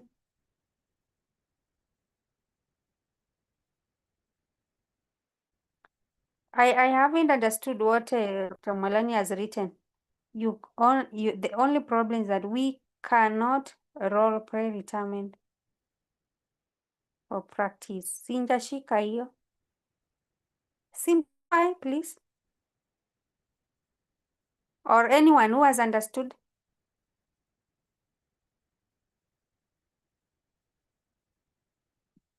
Oh. Yeah, it just happens. I'm telling you. And you see what I've seen. Some things even when you are talking, it doesn't make sense to so many people until someone has seen or has faced. Just like the way when people are grieving, unaambia watu wajipe moyo. You never understand. You never understand what they are going through or what they are feeling. The same with the retirement. We see, and until it affects you or you see them literally. Yeah. So before we go to what we do every day, just refreshing, in the next 20 minutes, I want to talk about grief, understanding the role of grief in retirement. Remember when we were starting, I said what people in retirement go through is more or less the same thing people who are grieving go through. And we've seen retirement involves multiple losses. We all agree. In retirement, there are so many losses. Even if it was voluntary or well planned, there are so many losses. You lose your role, your status. In fact, they say even if your office ni ile ya mtu mmoja, ile unaingianga and no one, there is no space for another person, even if it was that size, that space alone gave you status. That space alone gave you meaning. So when you lose that, yeah, even you lose the daily structure, don't down look on knowing when to wake up, knowing when to go, knowing when to come back, knowing what to do when and how. That structure alone, people who are retiring, they lose that. Na ndio maana watu wengi wanasemanga mi mambo sinjazoea, because it is biologically, the neural pathways ziko za kwenda za kurudi. Weekend unaosha nguo, unaenda kanisa, unaenda chama, like it's something that has been, it's there. Or you are losing the professional relationships, you are losing the integrity, the institution, just being told, like for example, can you imagine unasikia yule mzee anafanyanga just for learning purposes, anafanyanga bank, yule mzee anafanyanga polisi, yule mzee kwanza ni OCS, yule mzee, you get it, like being associated. We are human beings and we cannot avoid that loss of regular challenges. Yeah. And what someone has said, what someone has written there, this loss of income, no matter how small. That's why we are told by the financial advisors, by the time we go for retirement, you should be 5 years, I don't know, it's 5 or 10, 10, you should be having a project that is giving you a similar amount of money as the one that you are earning during your work life. That is not to feel that impact or not to feel that loss. And the problem with these losses, they trigger a grief process. They trigger a grief process. That one. You start literally mourning. And it follows these 4 phases. Denial. I do not really miss work. Na watu umesikia, hata si miss, hata niko comfortable, hata niko sawa huku nyumbani. But deep down, you really miss. And then there is anger. And this is not what I expected. Watu wananisumbua hivi, maisha imekuwa hivi. You start bargaining. Maybe I'll go back part-time. Yeah. Maybe I'll go back part-time. Depression. What was the point? Maisha ilikuwa ikuje hivi. Acceptance. Acceptance ile mahali unajikumbali sasa. Nimekumbuka kitu. There is something Dr. Stanley had asked about something about contract. There is this person, maybe in the profession, when they in the mainstream, they were working with a certain NGO, and when they retired, they continued working with that NGO. So for him, even I think for the NGO, did not feel the impact, like he was working and now we are engaging him as a person. So sometimes, like I've said, your passion will just passion yako itajitokeza tu vizuri. Yeah.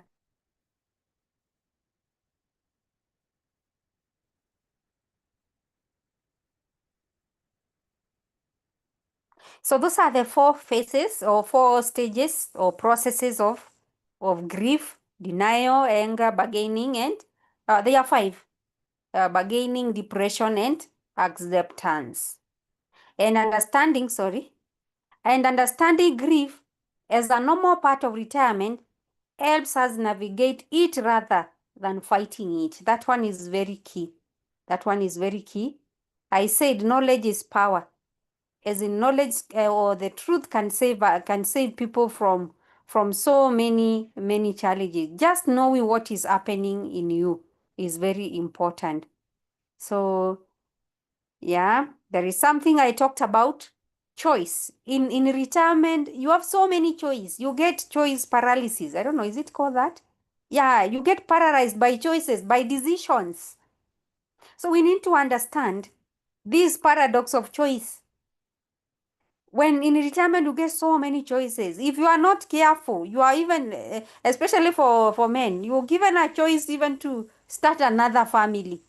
I don't know, it's not bad, but it depends.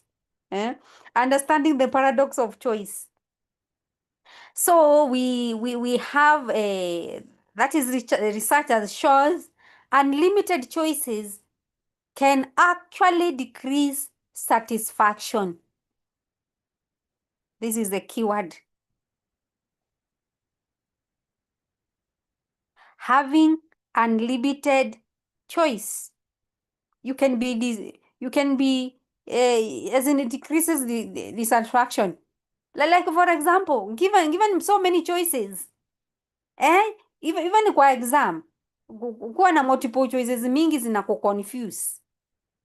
So when you are working, your choices were constrained by your schedule, energy and responsibilities.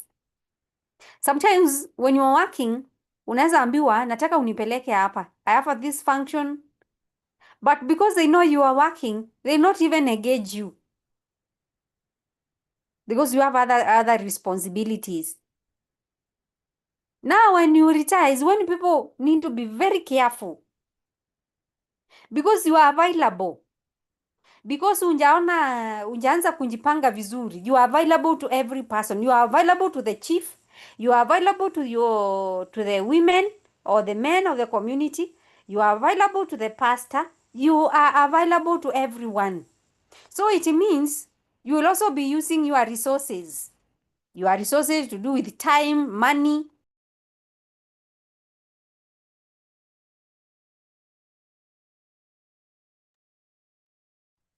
Time, money, and all that.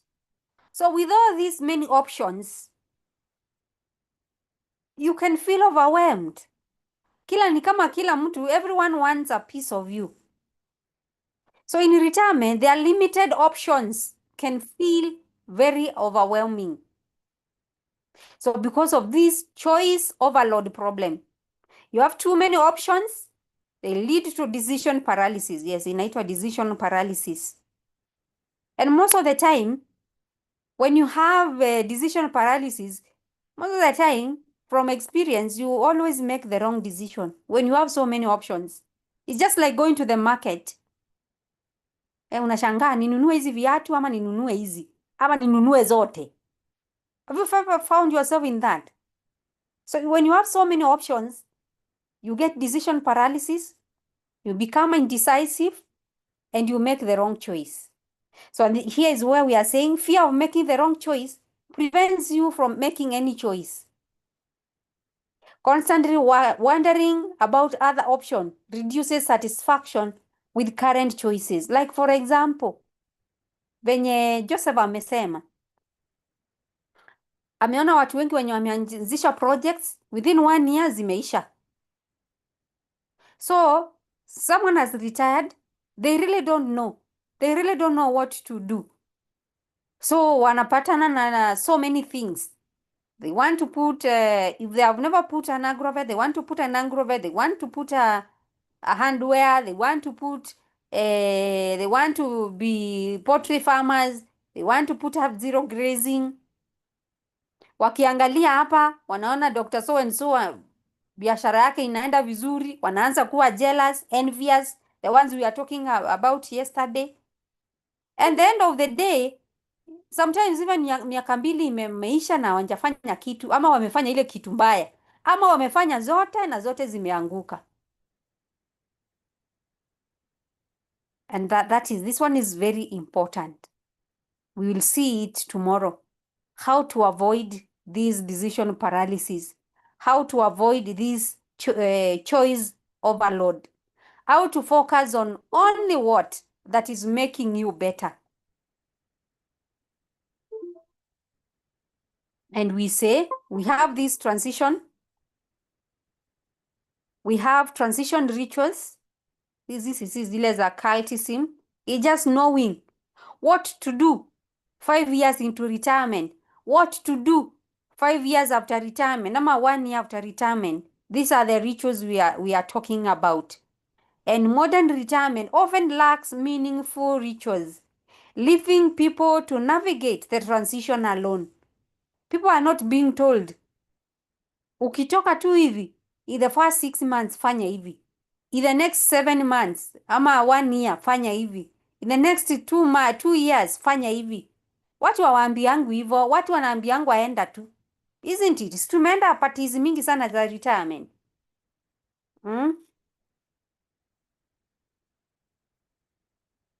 Nakumbuka I once attended one. That one, it was very it really made a lot of sense. Huyo mzee bibi yake alimpea kifunguo, literally the keys za nyumbani. Hiyo inamaanisha nini?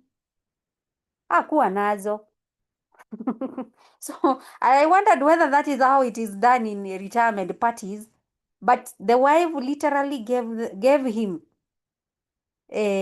kifunguo ya nyumbani. Kumaanisha haikuwa ama hakuwa nayo.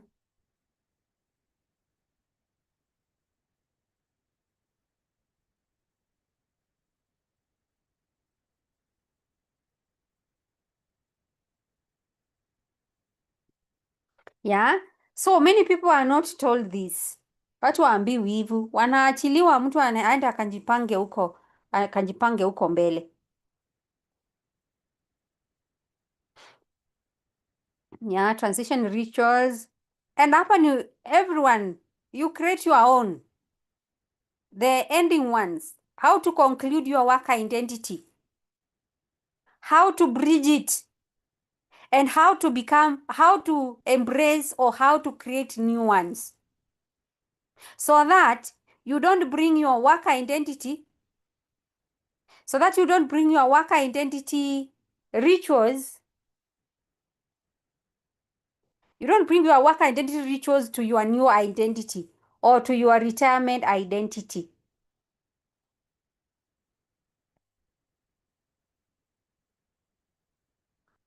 Just a moment. Just a moment.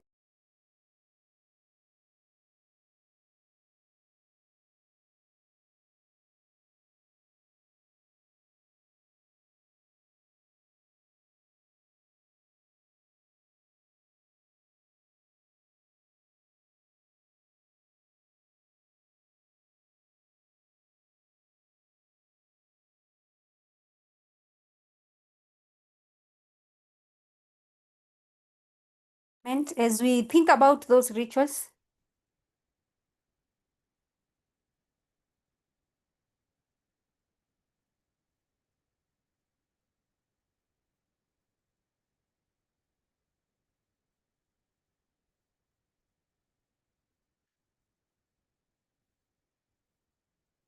yeah, I'm saying you create your rituals or activities. Rituals, don't take it like the way we see rituals. These are habits, retirement habits. Zile za kuacha the work identity, zile za transition, and the ones that are for starting new identities. Yeah, we have loss of identity. Yeah, we talked about this in our introduction. So you need to know how to bring or how to start your new retirement identity, because the work life identity did not develop overnight. It has been built after years of experience, feedback, and refinement. So something that was built in 30 years, how can you stop it? Or how can you stop it in 1 month? It is not possible. Even physiologically, it's not possible. So you need to know how to merge or to integrate or to develop new retirement identity. And you only need to explore. You look for what gives you meaning. And hapa ndio, if people master these, many challenges will end. Biashara zenye watu wanaanza hazitaisha, sababu they will have explored what is good for them, what activities is good for them, what business is good for them, and they explore those identities in those areas. They will not fail, because even after exploring so much, after exploring identities in different businesses, they will be able to only pick or crystallize, only to pick and put together what works for them. Are we together? Am I making sense? And then they will pick those identities and I integrate in the retirement identity. Are we together? You explore what you can do. You put those which are giving you meaning together, and then you seamlessly integrate it into your new identity. And that's why many businesses will not end. Like what Dr. Mudhui has talked about.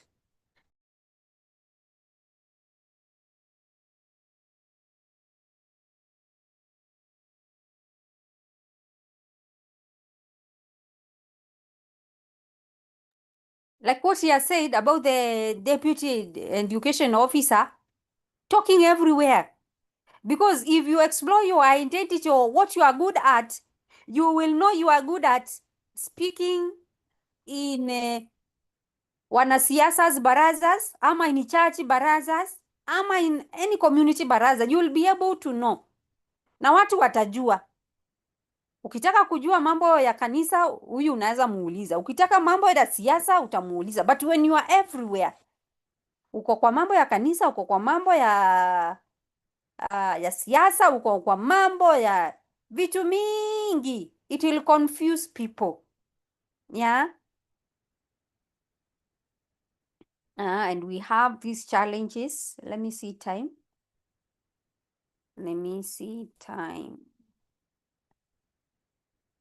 Yeah, this one we've already talked about them. The challenges that people face. They don't know who I am. I don't know who I am beside my work. We've seen those people. Wakiretire tu wanaona skills zenye wamedevelop over time, ama hizo skills zimeisha. Like they don't know what those skills can be used anywhere, whether they can be used anywhere. However, tomorrow we will see how you can make good use of those skills in the community. Number 2, others feel guilty. Yeah, they don't feel productive. Labda ni wale watu wapendangi kuona watu wakikaa chini ama wakipumzika. They are mad with themselves. They are calling themselves names. They are not happy with themselves, with everyone and with everything. They become bitter. They become very toxic. Others, kama ni wazee, wanaachiwa boma peke yao. And we've seen that because they've become very toxic.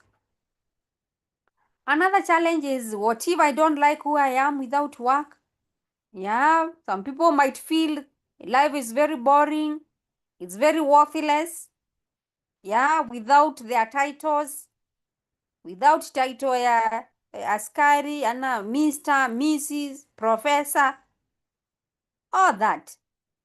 They feel like life is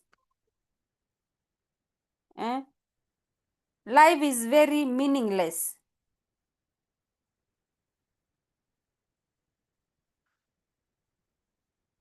Challenge 4, you feel like people will not respect you, sababu you feel like walikuwa na kurespect sababu they knew you are working in this place, you are working in this county, you are working in this office.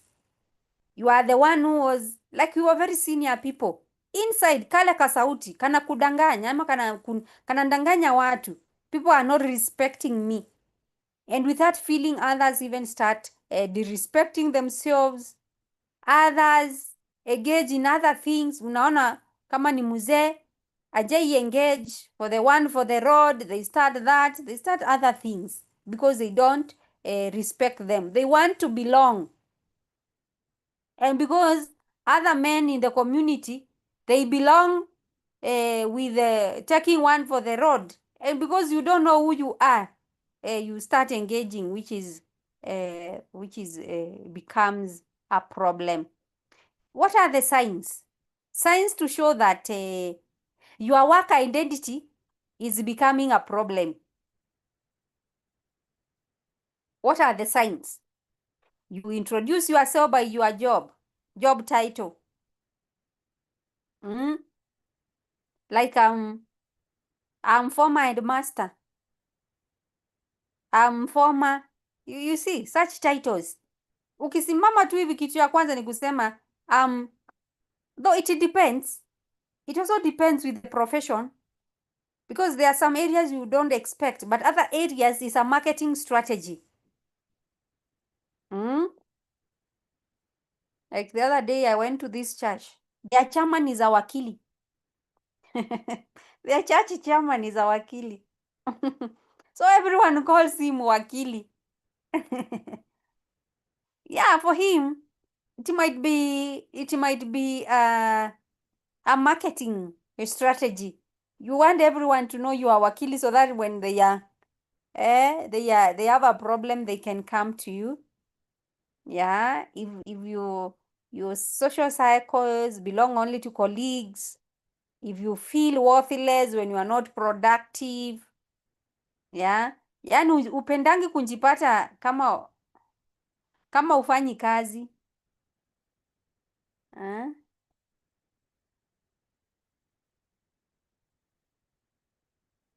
Sure, Daktari Wahome. When you feel like you have so much time, contract can help. Can I retire still called? Yeah, you can. Only that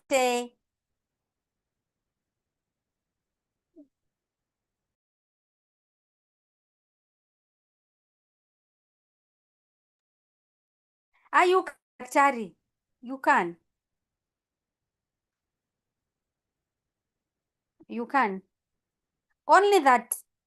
You remember that story? You remember that story of one time someone who was a daktari was alishikwa na polisi akalala ndani. Si watu wakakuja kumuona asubuhi. Watu wanakuja kutafuta daktari. No one literally knows their name. Daktari, tumekuja kuona daktari. Si unajua nao askari venye wako. Wakaambiwa wenye wako huko ni wafungwa, hakuna daktari. Waenda wakatafute jina. Yeah, what is there, daktari? Remember, behind the daktari there is you. There is a baba so and so. There is mama so and so behind that title. And remember what I've seen, some community sometimes can be very unforgiving. Community can be very unforgiving. I've seen. Nasema, yule ni daktari. They start using it against you. Depending on the kind of life you're living. Sema, yule ni daktari. Maisha imemuchapa kama sisi. Yule ni daktari. So it's okay. Provided is the community doesn't use it against you. I've seen it. Yeah. Those are the social circle. You cannot imagine what you do without unlimited time. So I would want to launch the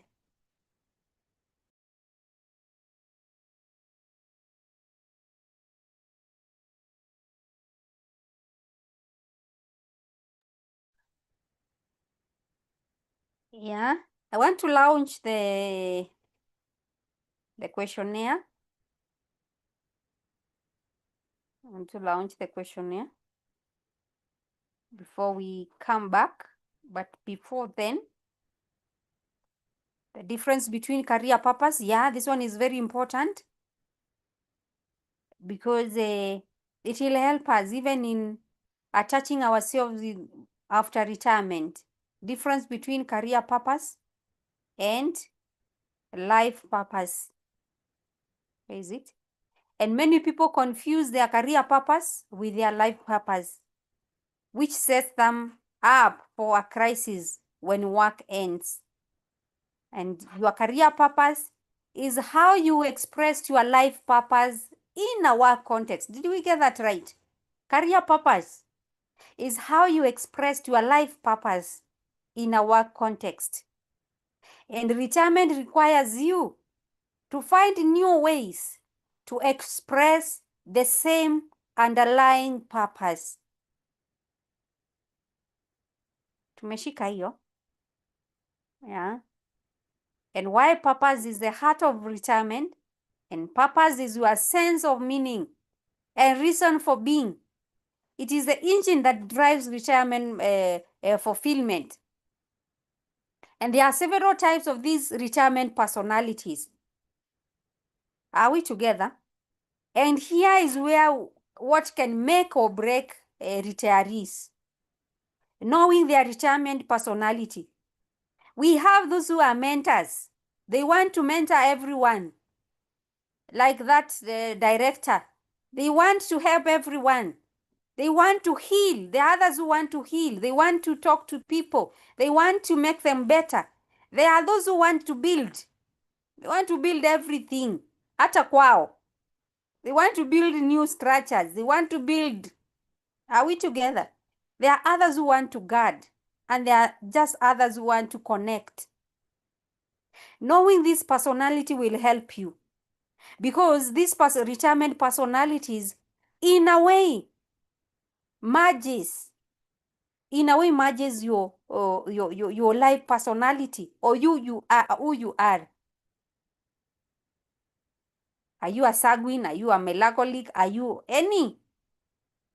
Are we together? So knowing who you are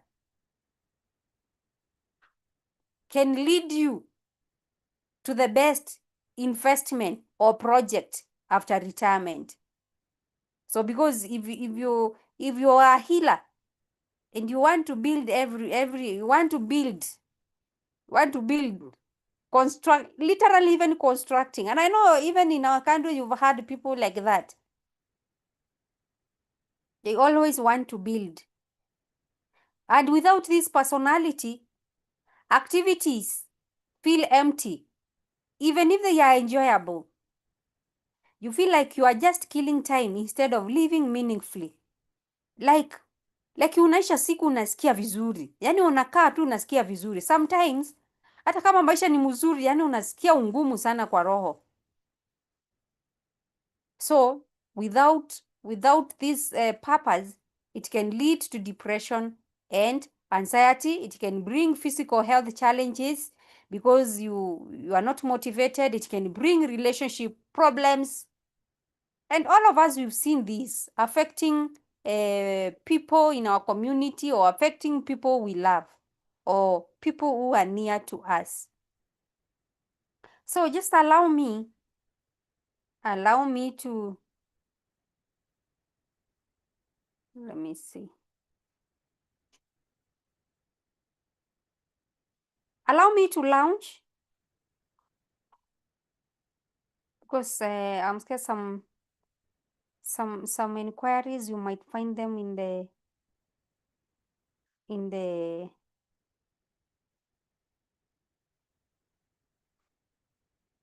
the quiz.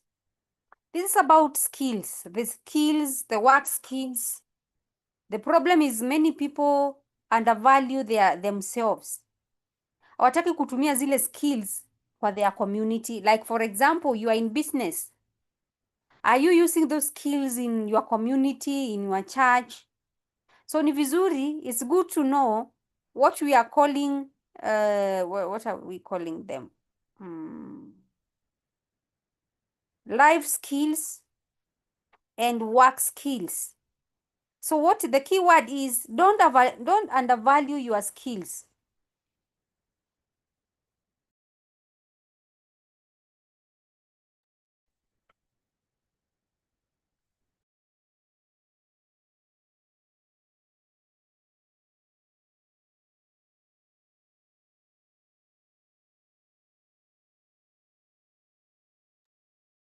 Yeah.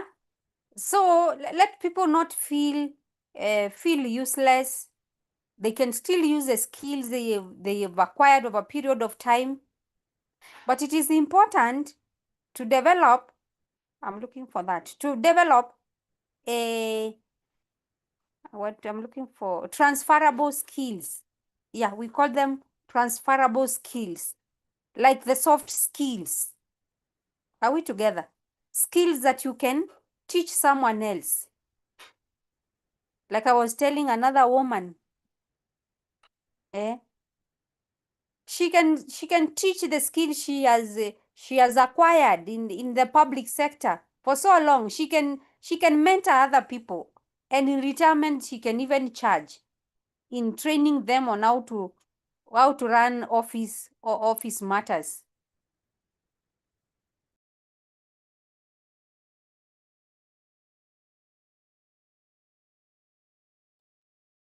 Yeah. So don't assume that the skills you have, they are outdated or they are obsolete. You can use it to do other things. And that's why this is what I was talking about. I was looking for this.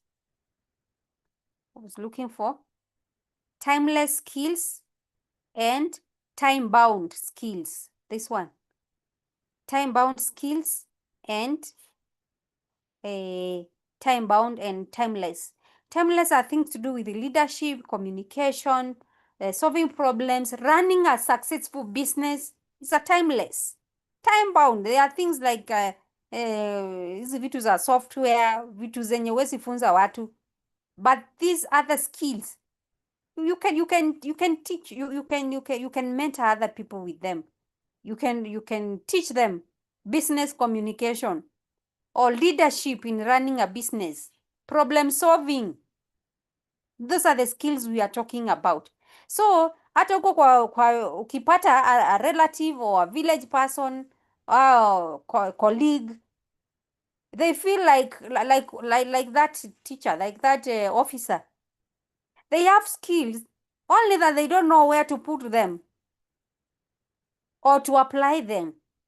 So the secret is acquiring and differentiating timeless from time-bound. Time-bound skills. We have all these fears. These are retirement fears. We've already talked about them, or even is a repetition. We have identity loss. We have financial insecurity. We have health decline. We have social isolation, purposelessness, dependency, also mortality. What if retirement just means waiting to die? Just like many people think, like there is no life after retirement. They think like everything has retired. Yeah. And fear intensifies near retirement because you have these, the closer you get to retirement, you feel threatened. You feel like you are losing control. Yeah. And that's why fear intensifies in retirement. The fear of the unknown, comparing yourself. And here, this is another problem. Comparing yourself with others, thinking of the worst case scenarios. Yeah. We have fear avoidance cycle. When the third cycle of fear, when you're triggered, it becomes a whole cycle of issue. Like, for example, when you are triggered, a whole cycle of fear comes about. Where is it? Yeah, it's just here. Yeah, fear triggers. The avoidance behavior comes in, where you don't want these conversations. There is increased uncertainty. Increased uncertainty amplifies the fear more. and greater avoidance of the fear. The cycle intensifies. So what is the secret? Break the cycle. And this is, we'll see it tomorrow by the knowing the strategies of breaking this fear cycle. Yeah, and that's why when people get scared or get the fear triggers, it becomes wanaendelea wakiwa wambaya, wanapata depression, all these problems, because is a cycle by itself. Yeah, these are just things that we can about the vision obstacles, thinking like we will be in vacation all our whole life, not having this idea of we are retiring from something. You are retiring from something to something. Like, for example, many people only focus on you are retiring from stress, from boss, from the commute, and from all the challenges. They don't think of they are retiring from this to something else. They only think of retiring from and not to something, and the limitation that comes with age, and all that. Comparison, I've talked about comparison. You are comparing, you want to, Dr. So-and-so has run their business for 30 years, and you want to break even after 1 year. It's not possible because of that. Others are perfectionists. They're just waiting to have that perfect, that good enough thing. Yeah. So thank you. Let me launch. Let me launch this, because after this we have only have 15 minutes. We will just be finish. Let me stop sharing. Hii itaenda haraka. Naenda kufanya nini? Let me even stop recording. Pause, and also I stop